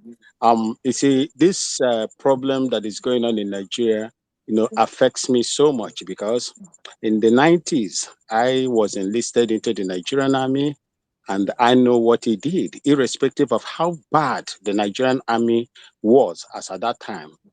It has never been worse like it is today, that generals, officers, soldiers, other rank and officers, cadres are being slaughtered like goats in a country as huge and blessed as Nigeria. This has never happened when we were, in active service. Look, for those of you that still believe that there is a better Nigeria, ahead, I am sorry to say this. A country that cannot protect the citizens, property, the sovereignty of a nation, of that particular country, has no business in government. And I would like to say here today, with what is going on in Nigeria today, the influences of foreign countries, Islamic, nations, the influence of Islamic nations. Dr. Katch, you can also witness, you know what I'm talking about. When Sharia was introduced in the year 2000, I was still in active service in Kaduna 1 Mechanized Infantry Division. You know what happened? And the people that sponsored, the former Zamfara state governor to introduce Sharia in Nigeria, that caused a lot of death in that country. I would like to say, if you want Nigeria, a better Nigeria, I would like to say to you all today, with all due respect, destroy that special purpose vehicle that is giving these people the audacity, what I call cockroach audacity, to commit all these atrocities in Nigeria. Thank you so much, and may God bless all of you. Thank you. Nemoche Precious. Sir? May God continue to bless you for what you are doing. And I still expect you to visit Ghana anytime that you are free. When do you want me to come? I'm looking forward to coming to Ghana, and I'm planning some trips this year. I would like to come. Anytime. I would love to. Anytime, my sister.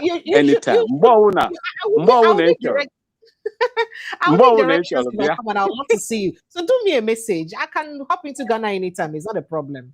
I will do that. I will do that so that I can get your contacts. I will do All right. Thank you so much, and God bless all of you. Thank you so much. I appreciate you. Good night, sir. God bless you. All right. Okay, so Mr. Mop, are you done with your thoughts very quickly so that I bring someone new? Yeah. Let me give other people a chance, and Uh, I will uh, listen. If uh, time permit, then I'll ask one more.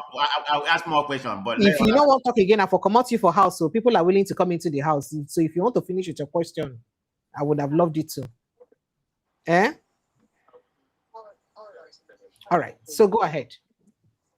Go ahead. MC, go ahead with your question. okay. Hello. Good evening, everybody. Good evening, Dr. Cash.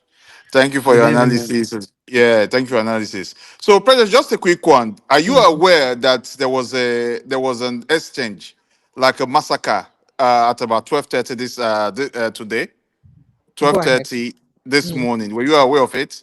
Go ahead. Okay. I think that massacre it happened in the Kuruta Kunga local government in Borno State. Even the military, I'm even looking at the videos, even now. Even the military assassinated all of them, as in they leveled the Boko Harams, all of them. Even the videos, the graphics are so horrific.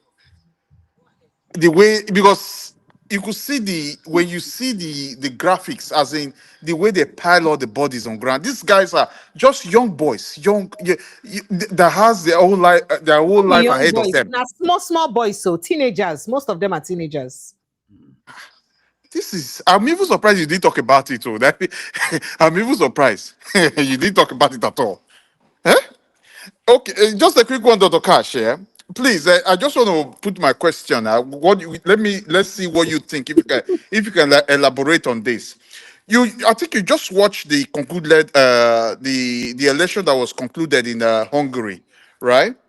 You saw the guy that emerged, which everybody voted for now. You know that guy used to work under Orban, right? He used to work under Orban. So, but there was something that guy saw while he was working with Orban that made him pull out of that Orban. And you saw the way, and the other parties, the people want Orban out. Everybody, other parties have to queue up behind Orban. Sorry, queue up behind the guy. And the guy won power and took over. Definitely, they won the power. So what am I trying to say? Though the Nigerian leaders, like the opposition leaders now, don't they see don't they see those kind of, they don't, as in they don't see those things, those kind of people, the way these people operate? And why is it so difficult for Amechi, Atiku, all of them to sacrifice, to see that, give what the people is asking for, and at least they know what the people want? Why do they not want to do that? Why are they still dragging back and forth, going back and forth on this whole thing? I want to contest. It must be me. It must be me. It must be me. Why are they still doing that? That's number one. Then the second question is about what am I trying to say? It's about this is about what is going on now, regarding this law. You know, this guy yesterday, Mike Guinea, yeah, regarding the law he talked about, which we didn't know it exists. So my question is this: where was the oppositions? Where were the opposition? Is it that when these things are coming, the opposition, they don't read through it? They don't read it, as in definitely they give them the stuff when they're trying to pass these laws. Do they not read through it to know that these things were bad for the people, or did they just turn a blind eye and allow that electoral act to go through? Then he has to take someone that is not even in the house to come expose those laws yesterday. So if you can elaborate on that, where were the opposition? Where were they the opposition in the National Assembly? Where were they? Where were they before those things happened? One thing I must tell you is that the opposition were damaged by Atiku, and because of that damage, the opposition took its time to try to find another as a platform. As I'm talking to you, they are still finding their feet. The opposition was destroyed in 2023. There is an unwritten rule of accommodation known as zoning in Nigeria. We are pursuing it and thinking about the long years of the military. We now plan that those zonings. It also became a problem in 2013. Atiku Abubakar used that as a reason to form NPDP caucus, built likely minds around zoning, went into a coalition with other people, the APC, which gave birth to the Buhari presidency. After 8 years of the presidency having been in the north, Atiku Abubakar led a lot of northerners to renege on that zoning. The fight over that reneging on the zoning killed and destroyed the opposition. The opposition is only now trying to rebuild itself. That's why they were as if they were not organized while those things were happening in the National Assembly. That is true. They were not organized. They were not there. So you are stating for a fact that the opposition parties were disorganized. I mean, sir. Well, opposition parties were too distracted to pay attention to one of their core responsibilities, especially something we go determine how they will come into power. Is that what you're saying, sir? That is the truth. That is the truth. Can I ask another question based on what he said? Because I mean, a lot of people, this has crossed my mind, even though I've not heard it anywhere, but it's crossed my mind. And I thought to ask, I am thinking that is it possible that there is a deliberate fire on the mountain, or be fire put in the asses of almost all political parties to keep them too busy to look into what the president is doing or what the administration is doing? Because I'm sorry to say, while I was trying to analyze, this whole Wale do and so issue this afternoon, and it just got to me. Waiting exactly be waiting President Bola Tinubu the campaign with to tell Nigerians vote for me for the next time? What exactly is it? We're just hearing vain and other promises. Oh, we're doing reforms. Don't worry, cool down, we'll see it. But the president in power now gets the power. Now gets every opportunity to convince Nigerians past any other person. So if the person in power never show us example rich and things will go fit to use convince us to make us vote for him, then what exactly is he campaigning with that will make Nigerians vote for him? That's Precious, can I just? I'm coming. Sorry, sir. So it baffles me. So does it mean that they are deliberately putting chaos in all political parties so that every opposition or every politician who has, what it takes to question what he's doing will be too busy fighting for their lifeline and fighting for survival to even pay attention to what they're doing? Go ahead, T.Y. Danjuma, please. Precious, greetings. Let me thank you for not allowing anybody to just come here and spew nonsense on your platform. I think you held on very strongly, and you destroyed every falsity that anybody brought before this panel. So thank you so much. Doctor, I greet you, sir, and thank you for your analysis. Thank you very much. Precious, I wonder why you're asking this question. You can see that these people are not interested in, they don't have anything to show for this almost 4 years that they have been in government. They don't have, that.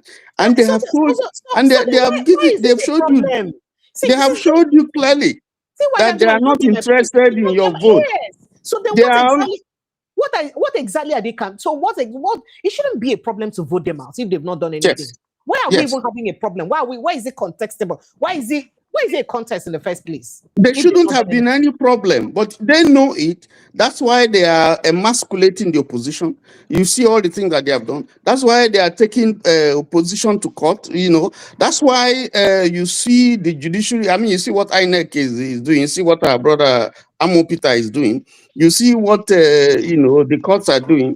You see, I mean, you can see the whole set of you just see that it's an attempt to ensure that there is no, probably there might not even be an election. You see, so you see deliberate effort to skim out, from contesting in 2027 if it's going to come.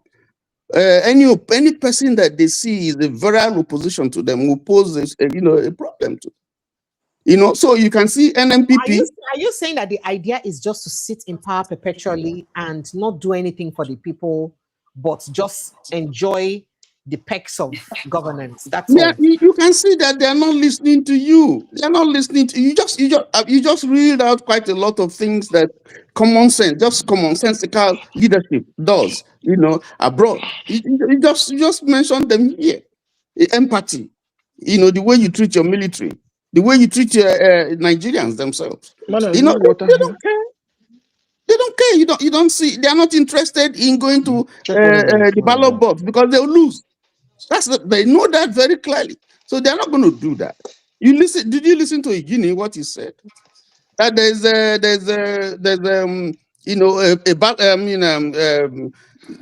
sheet, voters sheet that they will write, the cause, and there's another one somewhere where they will just put in anything that they want, and then the presiding officer, whatever, has authority by the constitution to declare whatever he thinks is right, and it will be legitimate.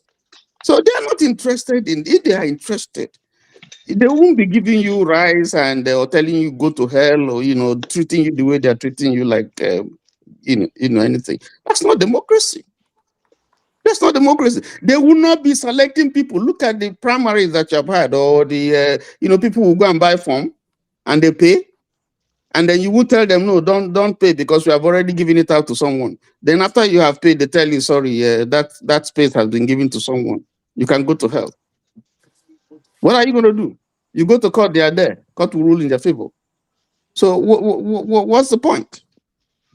So this is not democracy. They know it. This is not how democracy is run. That's not how it's run. You know that people are suffering. You deny it. You told us that you not borrow loan again. You won't do no more borrowing, no more corruption. Electricity, if I don't give you electricity, don't vote for me. If I don't stop estimated billing, don't vote for me. You can't say that thing in developed climes and then go scot-free and you are still campaigning for. No, he's blaming it on privatization now because it didn't go privatization when they work now. Waiting make. You don't get electricity. Precious. Nigeria is a sorry sight. I like people like Dr. Katch who are still optimistic about Nigeria. If you see the kind of things that are happening in Nigeria, it doesn't give you hope now. There's nothing to give you hope. The only hope that we saw it in 2023.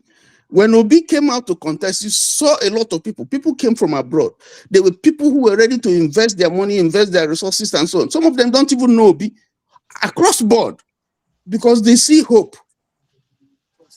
But we don't see hope in the government. I came in because of him now. You don't see hope in the government. There's no hope there now. Let's tell ourselves the truth.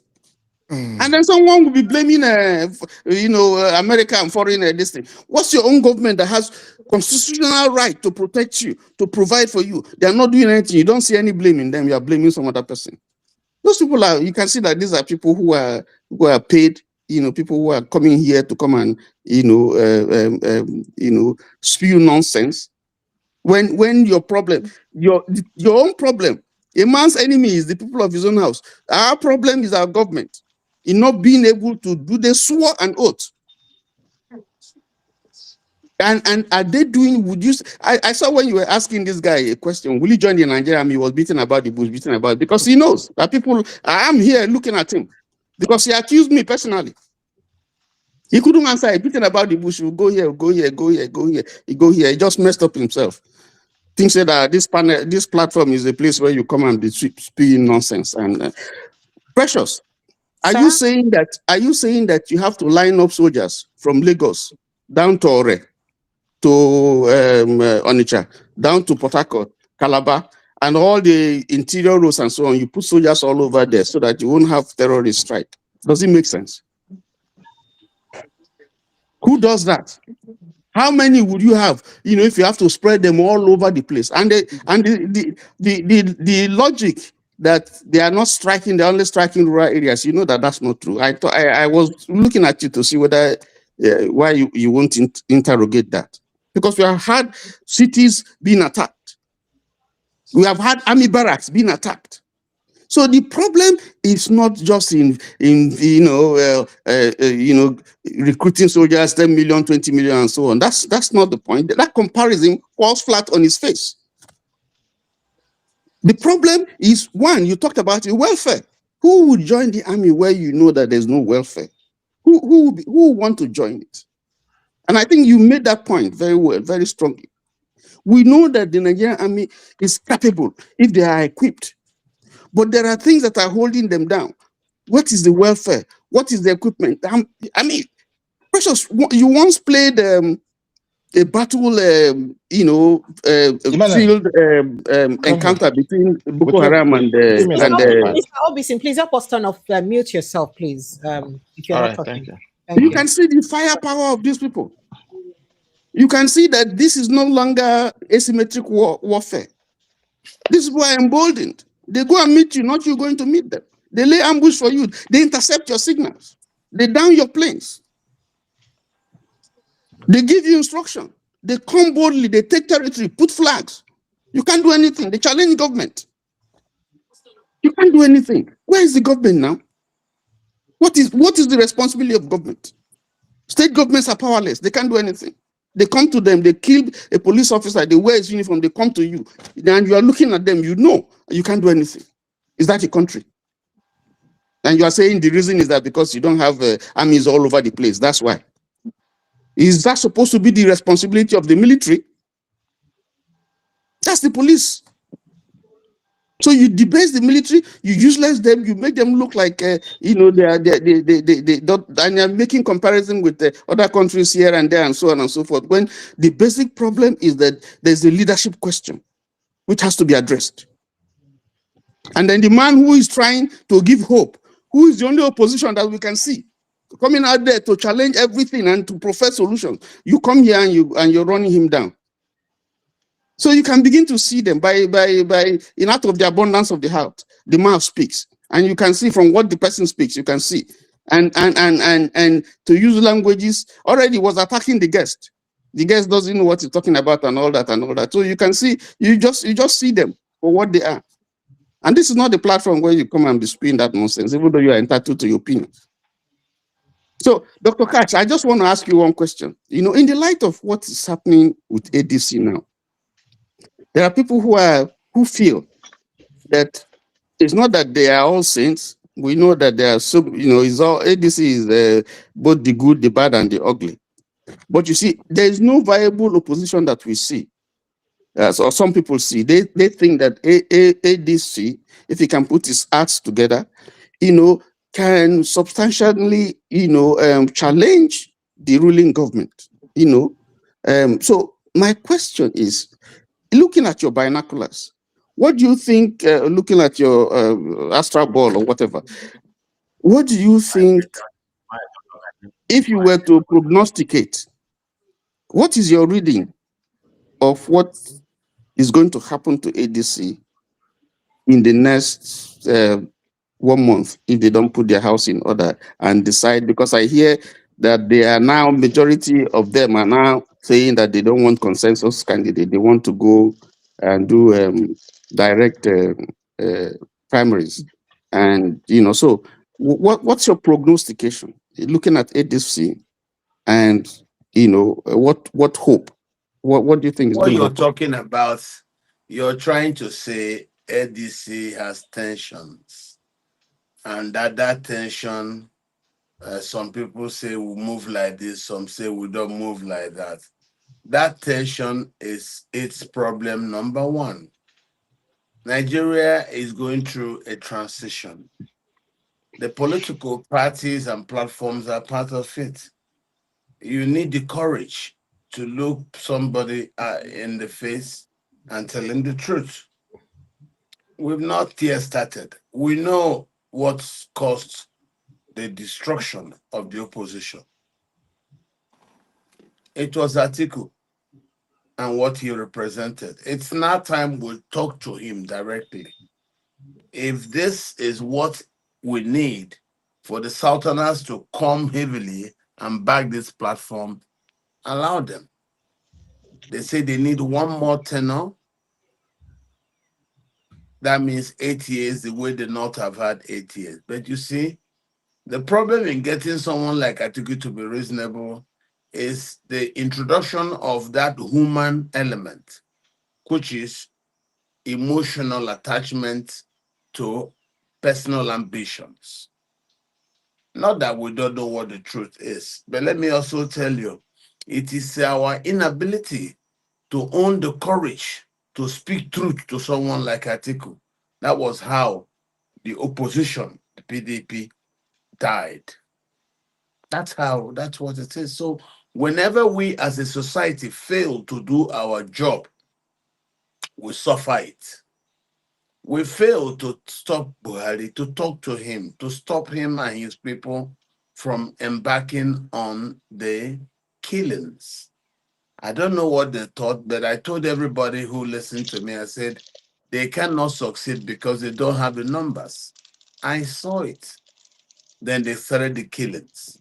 Now, within the 8 years of Buhari, they didn't succeed. And that was how that logjam came and it became an international issue. So we as Nigerians, the truth, we have a problem. One, we lack the courage to tell ourselves the truth. That's part of our problem. That was why the crisis lasted till the Americans came and said, this is the problem. And even our government was in, this is a problem. Whether you like it or not, we have a problem. We are very easily in denial of what is manifestingly obvious to a lot of people. And our ability to be silent when truth and courage should be center stage is the reason we have gone down as a country. It's not normal that our people will be living in IDP camps, yet we're not at war. And yet we are too afraid to speak truth to power. And that was why the crisis got as bad as it did. So nobody should pretend there's no trouble. There is trouble. There is trouble. So we will heal. And part of that healing is we will stop being docile. Docility has not helped us. Never mind Tinubu, he's just a smart criminal. Yeah, There are sir. other smart criminals. Yes, he had Yeah. been well. He's just a smart criminal. And there are quite a lot of other smart criminals who are taking advantage of our docility to do the same things. Okay, so that's just the truth. We are the problem. Our docility is the reason that these things persist. And even then, we will also be primed and purposed with money, inducements, for us to even claim that which kills us, pretend as if that is good for us. So why shouldn't we suffer if that is the path we've chosen? Why shouldn't we suffer? Why shouldn't we suffer? I think people just pretentiously say certain things. I was on TV for 13 years screaming about the Fulani crisis until now in the 13th year, the Americans came and said it is true, verbatim. Do you think other Nigerians didn't see it? No. But most people lack the courage to speak. And that was how people died. In Benue, in Plateau, in Taraba, in Katsina, in Zamfara, in Sokoto, in Niger State, in a lot of places around that country. People were being killed and government didn't do anything. Okay, so sir. We've come to the end of it now. That's what I can tell you. You are now at the beginning of the end. That's why this beginning of the end is like the whole war is starting all over again. Because no. The end has. We have come to the end of that. This is the beginning of the protocols that will bring this to an end. You know, it's one thing when you reveal a problem, then people get aware. With that kind of knowledge, they get sensitized, they do something. That's what society does. It heals itself and it moves on to the next thing. We will heal. I have no doubt. I say we will heal because I have seen worse things. And now we have gotten to the point where even the Hausas are no more afraid of the Fulani. A lot is changing in our country. A lot is changing in our country. A lot. All right, thank you. Mr. OBC, you have something to say very quickly? Yeah. Go ahead. Yeah. Good evening, everybody. Again, Dr. Katch, good to see you. I've been wanting to come online. Sometimes you are here. But Precious, I think the time has come when you will this market square bring Oba and Pami. No, never tell me that. See, let me tell you. I think the time has come. Oba Pami is small. And Dr. Cash, tell them, do they know about the Indoki Oram money? Okay, then bring it along. In my village called, or in my place called Oram money. You know what it is? You know, we like fish a lot. Dry fish. All these better dry fish. They make it like they just debone the fishes and make it like they make Oba. The only thing you're eating is fish. Okay. Porridge fish. If they serve yam, then you are making my mouth salivate now. So I'll then be serving a plate of Oram money for you guys. Don't worry yourself. You go collect your own spiritually while I make up for my house.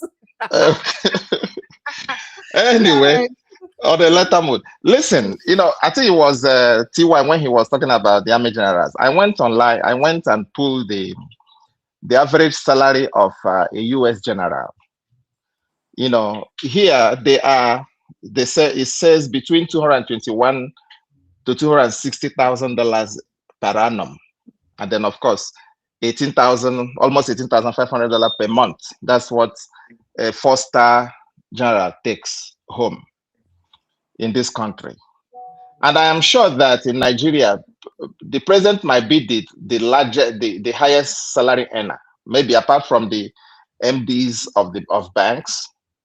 I'm sure the president of Nigeria will be the highest salary earner. Then, if you go by salaries, this president's salary gongo. I think apart from after the review, I'm under Tinubu administration.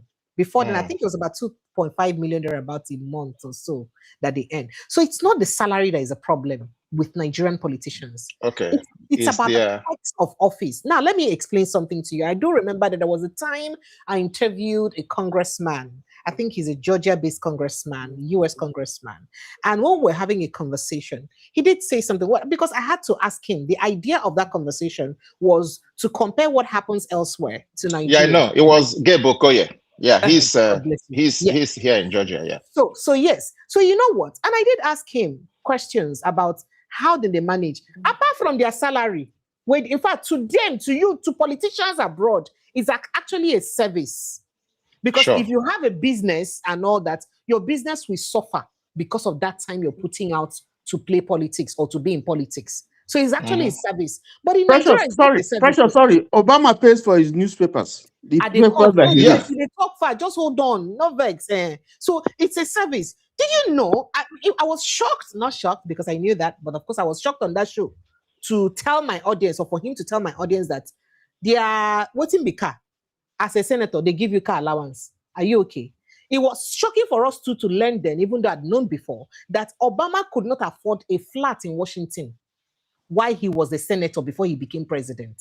I don't know if you understand me. Yeah. You had to, for squat, to live together with someone. He could not afford a flat. That can never be Nigeria. In fact, that can never be Africa. Do you understand me? So the problem is not on the basic salary they pay them. The Revenue Mobilization and Fiscal Committee, or whatever it is that is in charge of the salary, can put their salary at 2 million, 1 million. But the things you have the capacity to do, the mining license you have the capacity to have, the things you'll be mining from it, the fact that government is supposed, Nigerian will take care of your vehicle. You know, you want to get to buy cars of how many million for them? And they said that they deserve it because the roads are bad. Whose responsibility is it to make the roads? That's talking about your national constituency allowances, whether nobody looks at constituency allowances that are not accounted for. See, if they calculate the take home of one politician for either national, hey God, you don't understand. So anyway, let's not kill ourselves there. And to think that Nigeria is so rich in mineral resources that most of these resources no they use for the betterment of Nigerians themselves. And that cannot do you know that in this country, if you're serving, and like there is a senator, I think he's a senator, TY, correct me if I'm wrong, this guy Menendez that went to jail because somebody gave him he received a gift of a bar of gold from somebody. Gold bar, just one bar of what's about $45,000 then. From New Jersey. Yeah, Senator Menendez.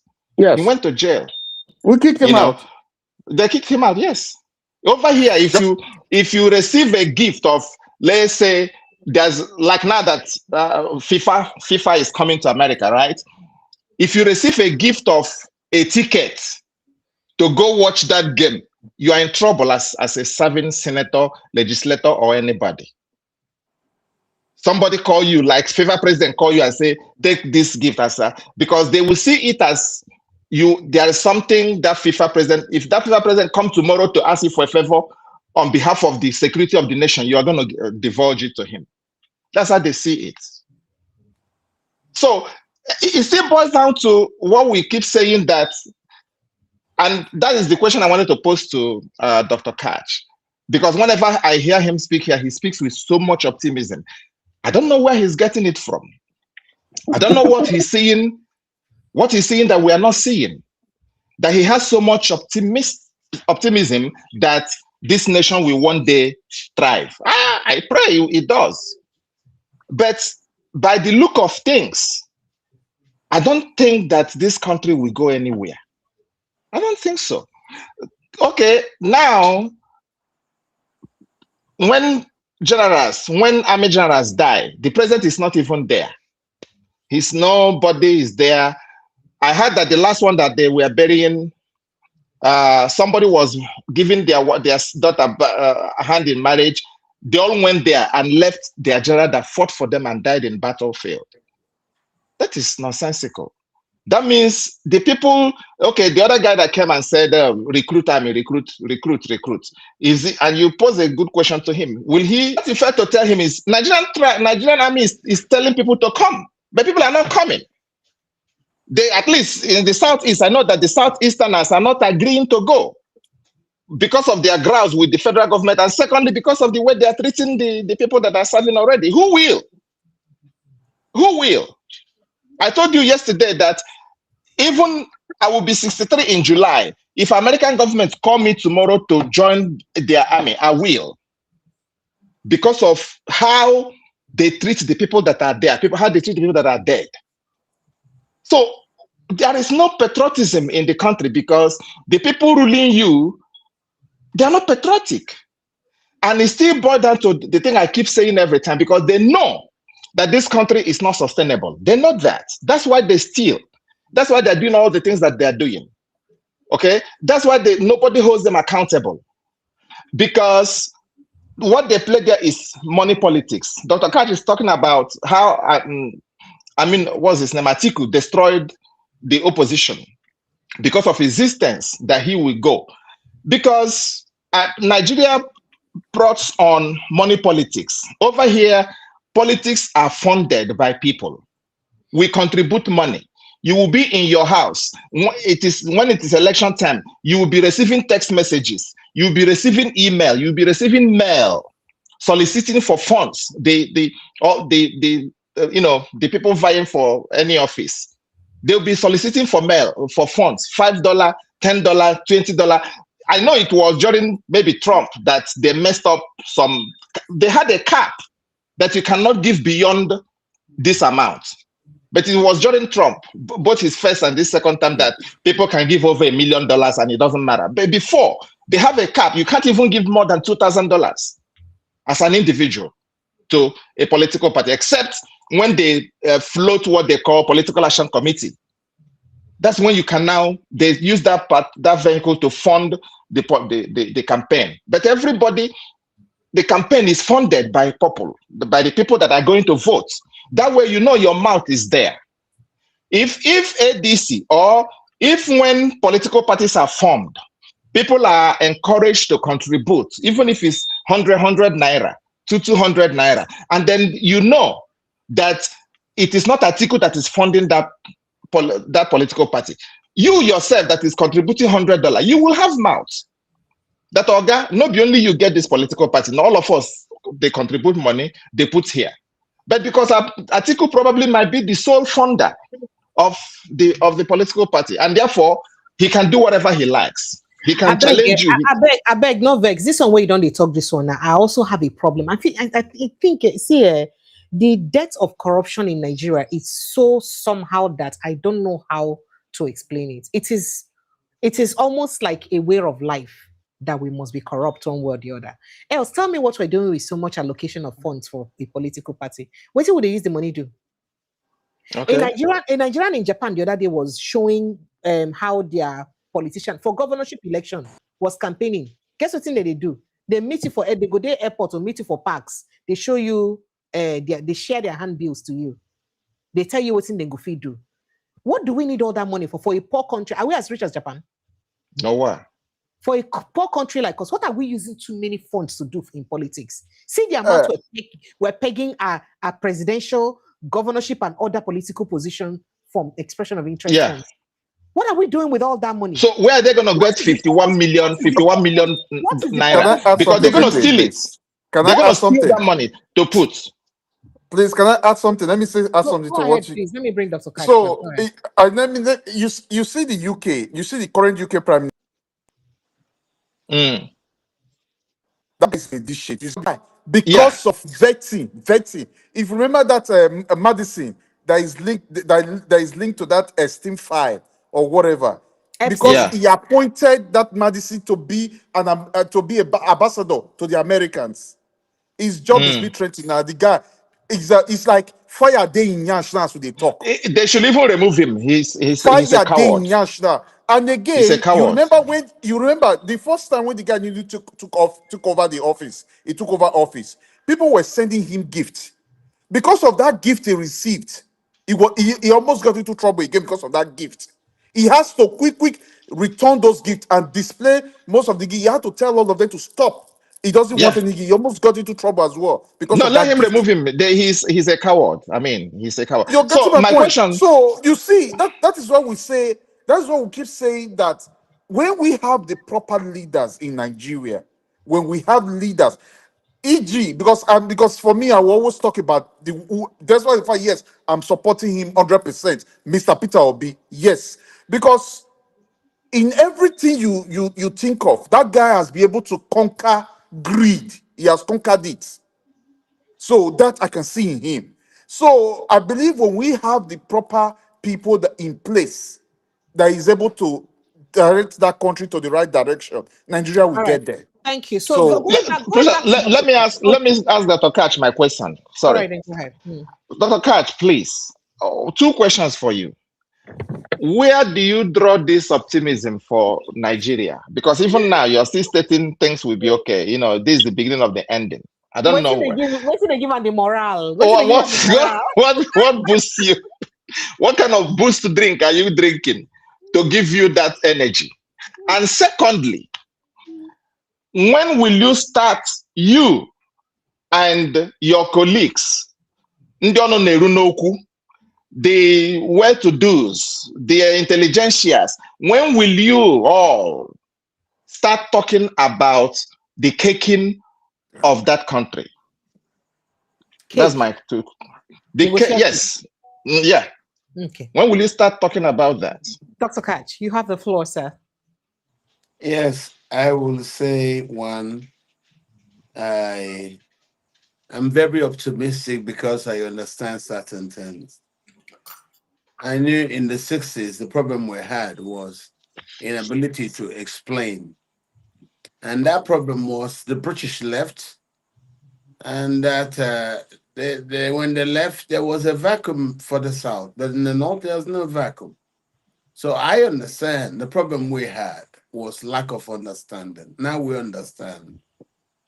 And that problem we have is now to fight for the full independence of Nigeria by getting the Fulani to stop what they're doing in the North. Then Nigeria will become whole. And then we have the capacity. So are you saying that we don't have independence? No, we don't have full independence. Well, the independence when the British left was only for the South. That because when Enahoro was doing his campaign, and some people said no, it was the Fulanese who were saying no. So when the British left, it was the Southerners that mostly had this freedom. So even the kind of freedom that came, you didn't see it in the North because no Hausa man till tomorrow is an emir anywhere in Hausa land. So in principle, others could get their own people to become traditional rulers. So they were fully independent. They could rule themselves, but no Hausa was allowed to be a traditional ruler till this minute. So it's only now under the democracy that most people in the North are now beginning to see freedom. And those who do not want them to say that are using violence to try to shut them in. So that's why I said, with the general picture I know about the country, things are getting better because of the availability of awareness. Yes, even though I will tell you that most Nigerians have seen so much now that they said, we don't want anymore. This is nonsense. It's not working. It's not true. It's a fine place. The only problem we have is the Fulani issue. Once we can stop that by cooperating whole as Nigerians, we can stop them, and then we build a country based on equality for all of it. Because that's the problem. They do not yet agree to equality for all of us. But because of the sudden availability of awareness, I see that equality for all of us just right in front of us. That's why I'm very, very optimistic. I am very optimistic. That's why when people say Biafra, say no, it's too small. The Igbo needs some larger space. Right now, you talk about a new country. There are people in the middle belt who will want to be in the same country with the Igbo. So why do I need a small Biafra of, say, 5 Igbo states when I can be a lord of about 36 states? I can get anywhere. The only problem was getting the rest of Nigeria to understand that the problem we had was the Fulani game in the north. Stop that, and we have a country of equal persons. The country will change instantly, and we're about to achieve that now. We're Under the about to present achieve. constitution? No, there's no constitution. What you still have is a military manual, but we're about to topple it. All that we go, you will see a brand new country. We don't have a constitution. What we got were the military manual, which we took simply because we wanted the army to get away. We took Obasanjo. Obasanjo had no constitution. It was after he was sworn in that they later showed him a constitution. So all those were scattered, fraudulent schemes. We have now become aware. It is their new awareness that is forcing these shifts in our country. And that's what I believe gives me that optimism to know that if since the 60s we've been running about blind, now due to the availability of the internet, we're now suddenly aware of certain things we didn't know before. So just give it another 5 years. The country will totally be on a different trajectory. I know so. Hey, all right. Yeah. Knowledge is here now, Just a and quick that one, please. availability of new knowledge is I driving have one question again. changes. It's growing people out of docility. So I wanted to, yeah, well, MC, go ahead with your quick question. I hope I Okay. don't forget mine. Just Dr. very quickly, Katch, please. thank you very much. I really appreciate the analysis you just gave last now. Thank you very much for that, because I've been saying it as well. Thank you. So my other question again is about Amechi, because Amechi has been contradicting himself. Is Amechi an Igbo man, or God He's knows half where she Igbo. came He said from? he's half Igbo. Please, so No, if you no, can tell no. me where he came Please, from. listen. Amechi is just like me. It's Igbo. Okay, Amechi is what you call Aro Ikwere. That's what I am. We're all okay, Igbos. It's just okay. that after the Civil War, the Nigerian issues try to tell us to deny our Igbo-ness. Of course, we don't Okay. have to deny it. It's the same thing you see. Is it not just yesterday, people in Delta who are now claiming really Igbo? And you Yes. see that even in Akwa Ibom, you see it in Ohimli local government area of Benue State. You see that in Kogi. You see it everywhere. So for me, these things are issues of time. Time has now reached in Nigeria where people are no more afraid to say they are Igbo, or no more afraid to discuss the term Biafra. So I think we need only very small time with the sudden understanding of our people right now about who the problem is. It's not like before we used to blame everybody in the north. Remember? We used to blame everybody in the north, even call all of them. That was but you Yeah. know it's not true. We're so diverse. Even what people used to think. Most people, I was telling on television that the people who suffer the most in Nigeria are the Hausas. The people who got killed more under Buhari were the Hausas. People didn't understand it. But as I kept explaining, people started to understand it. It is the truth. No one suffered like the Hausa man. None. He has nobody to speak for him. Everything he will talk, he'll tell you is Because their brother about messed up their agreement in during the before the no, civil no, war. no, no, no, no, Yeah. no. It's not true. The Hausas have never been part of any negotiation. They were just conquered people, kept there by the British. We didn't know that they were down.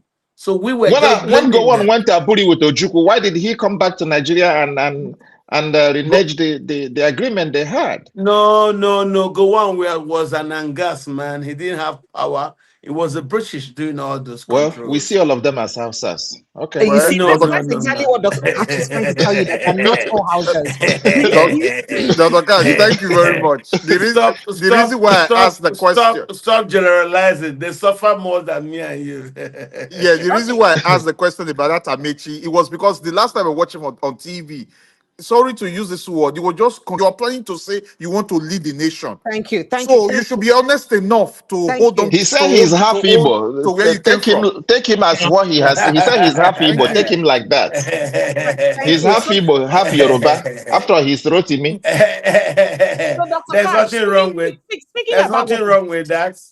Dr. Eh? Katch, speaking about what's going on in Nigeria, as we've been speaking about it, I'd like to know if we go fit solve this Nigerian situation, how we go Oh fit, yes. how we go take solve this corruption wey be say e dey for the fabric of everybody for our vein for Nigeria. Not be about politicians alone, no. Nigerians. I mean, there is no Nigerian you want to have a deal with or that you put in a position that will not think Yeah, of how they will make their of own. course. There That's is the no water we drink. it Yep. is a problem. As in, I don't talk like Potako babe. That's the Problem. water we drink. Now better That's the water we problem drink. na it be. So the corruption is so endemic that it don't eat into the fabric of every. How we go take so? How can we be better people? How can this country change? Dr. Katch, I'm asking this question is because which person go enter government, we go change the narrative of how things operate. For instance, you see all these mineral resources and all of that where they not, where they scattered around. The way then they mine them illegally and the vested interest them where they. How will one person that will become the president fight all those vested interests? It is going to be tough. If Peter B says, as long as you are not corrupt, the people around you are not corrupt, your family members are not corrupt, you will solve over 50% of the problem. Will Obi use his own hand? Will Obi by himself be the one once you have to an do this honest man? If you have one honest man, it will. It's a ripple once you effect. have an honest man in front, yes, his actions is what those behind him will learn from. That's why the issue of even fighting corruption, you don't need to arrest all the people. Just arrest 5 key people, punish them, and let it be publicized. Other people will learn from it and hold themselves back. Correcting society is not about getting everybody to fall in line. It's about examples, leadership. If you have a good leader who sets example, he's not a thief, those around him will not steal. If you have a good leader who allows the standards to be kept, the minute he keeps that standard, those around him will go away and do the same thing. Check, it happens. Look at Tinubu came and started wearing a particular uniform. Other people went and started doing that psychophancy, started sewing the same uniform. That's how these things work. Follow the leader. It's always easy. Tinubu with that thing there with the initial AO. Akpabio forgot his traditional wearing Agbada every day. Everybody started wearing that thing AO on it without knowing what AO means. Later on that they had to learn what it meant. So let us understand this. Nigeria is not difficult because luckily for us, we have the manpower, we have educated people. Nigerians now understand 2 + 2 is 4. It's just that we don't have leaders. All right, sir. All right, let me let Oga CY respond. Oga CY, welcome, sir. Thank you very much. Number one, I want to go into this aspect of Southwest voting for Tinubu and this one voting for. Do we have, what type of democracy do we have? Is it a block democracy or a block voting? Because if I come from South as I do, I don't have to follow anybody that tells me to vote for anybody. So why do we have this mentality of the Southeast should vote for this thing? This person should tell me to vote for. No, why? That's why I want Katch and Dr. Katch to deal with this issue of democracy. Thank you. The democracy has worked very well. The idea of tribal-based emotions attached to the vote, those are presumptions. Those presumptions are presumptions of leaders. It has never been that way. Because the presumption was that Peter Obi will not win anywhere else. But Peter Obi defeated everyone else in the Middle Belt. Peter Obi defeated Tinubu in Lagos, defeated the ruling party in Abuja. So those are just presumptions. And if you allow free and fair voting... If there are presumptions, why do they keep on saying that? Even up till today, up till now, they're still keeping... they say that because sometimes that's how they want to steal. When a man wants to commit a crime based on emotional calculation that people from a certain area would vote for so and so man, he starts campaigning that people from those areas will vote for so and so person. And to rig election in line with such perceptions based on emotional attachment of tribal affinity to votes. But that's not what happened. In the last election, 2023, we saw very much that Tinubu lost in Lagos, yet he was governor of Lagos.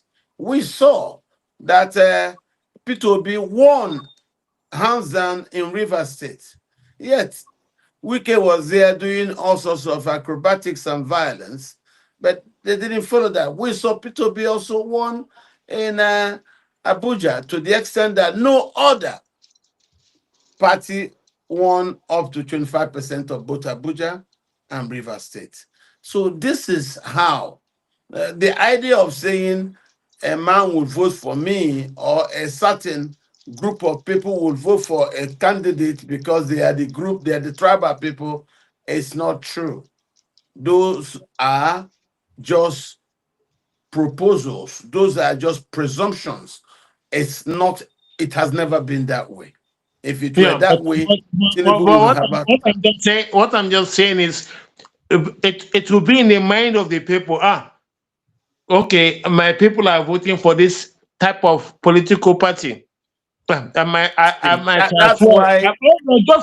I might as well follow the trajectory. You No, say, no, but no, no. isn't that It just has never been that way. misleading?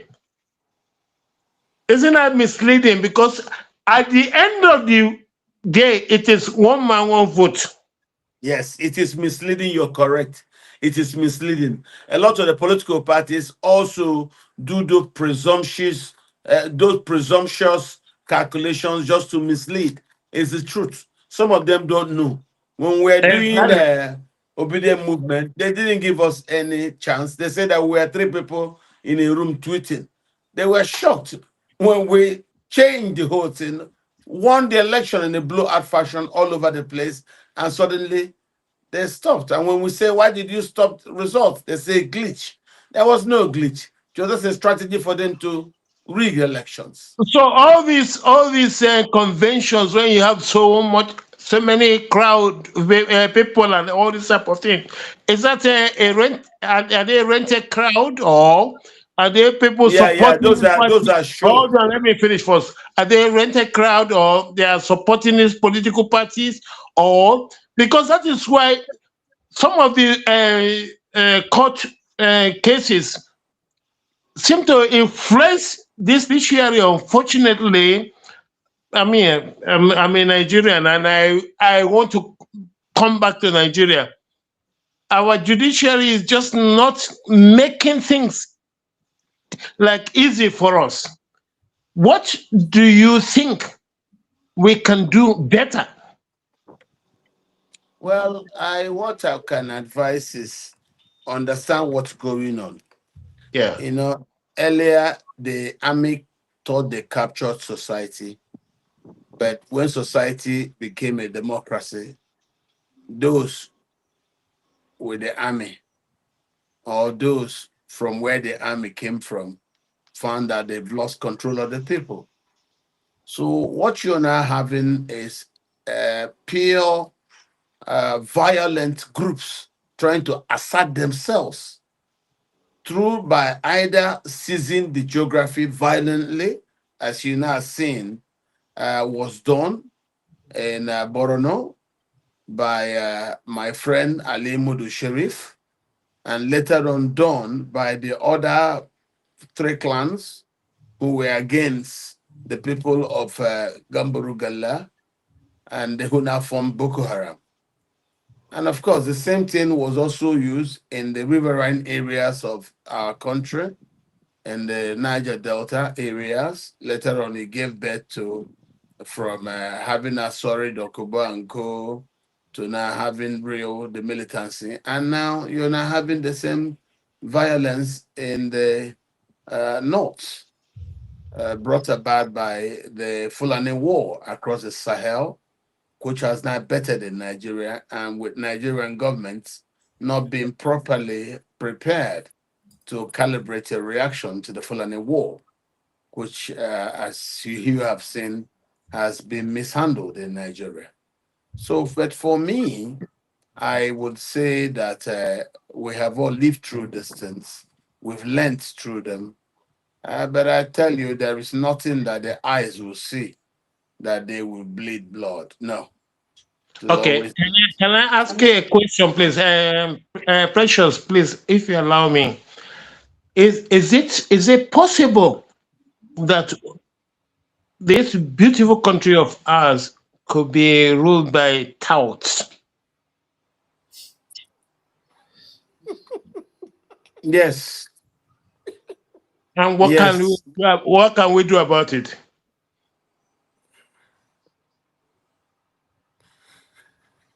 Well, you will see it as something you own that you will get it back. There's nothing big. Let me look. What the Fulani chanced us, they will just chanced us, but they didn't have the numbers it took to sorry, succeed. Dr. Katch, not the Fulani alone, but you can have someone from a political background that is a tout and He's become calling your president a a tout. president and become a president of a Yes. country. And while we are all there. Okay, thank you very much. It is possible in Nigeria. It has happened in the States. Nobody says it cannot happen in the presidency. Again, my name is okay, Taylor, thank you and my very much. contact number is 770-903-2708. Thank you very much. All right. Okay. Are we done? Are we done? Do we have all the questions? Have we asked all our questions and answered all our questions? So, Dr. Katch, say the way, just like other people, they ask you the question, the level of optimism where you get for Nigeria, I don't know where you get them from. Because me, I the fear say the kind of way things don't go bad reach. It's really going to take a lot. And you think in all of this, you think there is something somebody can do in 4 years. But before you answer that question, I want to tell you, say a particular senator for inside Kano State, they here now, they talk, say, if they no give them Obi and Kwankwas, I think he's a Rufai Sani Hanga also. I don't know that. I hope that's his name. Yeah, he's saying that, senator, that if they don't give them Obi and Kwankwaso tickets, that they would leave ADC to another party. Is that not another problem? No. That's not another problem. That was the original strategy. Yes. It took time. When we worked on this Obi Kwankwaso ticket in 2023, Kwankwaso didn't come out well. My name is because at that time, Kwankwaso was threatened by people like General Gusau that he should not work with us or they will deal with him severely. So I think that fear kept him away from working with us. And so, but then he would just give all sorts of reasons, telling you he has more experience than Obi, telling you that his big issue was just the fear. When Gerald Gusau could put that fear inside him, he just couldn't do anything. And we understood. And I told people, I said, leave this. So if finally now he has come across to do this, then that's going to work. And if you remember on this program, I've said before that the only ticket people like me will support is a ticket which will be at the top of it. And that was how we started this thing, do what we did. And then we'll be trying to go play the Kwankwaso, the Atiku game. I think that's just a waste of our momentum. He has done it, wasted our momentum. And now he's trying to find his feet back again. So if he does that, I have no doubt I will be able to mobilize more this time around than we did before in 2023. All right, thank you so much, Dr. Katch. We spent so much time and I appreciate you. It's not easy to keep you here for almost 3 hours, 2 hours, and thank you so much. So it's always a pleasure to discuss with you about Nigeria matter, and we hope, we share your optimism, hoping, one day Nigeria will truly better and go get back to that level we would expect them to be. Thank you, sir. Thank you for all having me. It's good to be with you people. Thank you. Thank you. God bless you. Good night, sir. Thank you. All right. So, MC, I'd like to say a big thank you to you, MC. Thank you so much. It's always a pleasure to have you guys contribute to what's going on. Thank you. Good night and God bless you. Mr. Obison, thank you so much. It's a pleasure to have you on this platform. To Naijabi, Naibi, your name. Thank you. T.Y. Danjo Madongo, thank you. All of you, I thank you guys. And I love you, irrespective of the fact that we disagree to agree. I mean, that's why we're here, to talk about things that will move us forward. And I totally appreciate every single opinion tonight. I love you guys and appreciate you hugely. If you've not subscribed to this platform, waiting you they wait for now. Oh yeah, now you want make a buy wine for you. Or yeah, kindly subscribe now, like and share, follow us like your village people. I love you guys so much. Protect your mental health though, because he who worries about Nigerian problem and runs away lives to worry another day. So you don't want your health to fall off while you're thinking about Nigerian issue. So ensure to protect your mental health. I love you and appreciate you guys deeply. Good night and God bless you.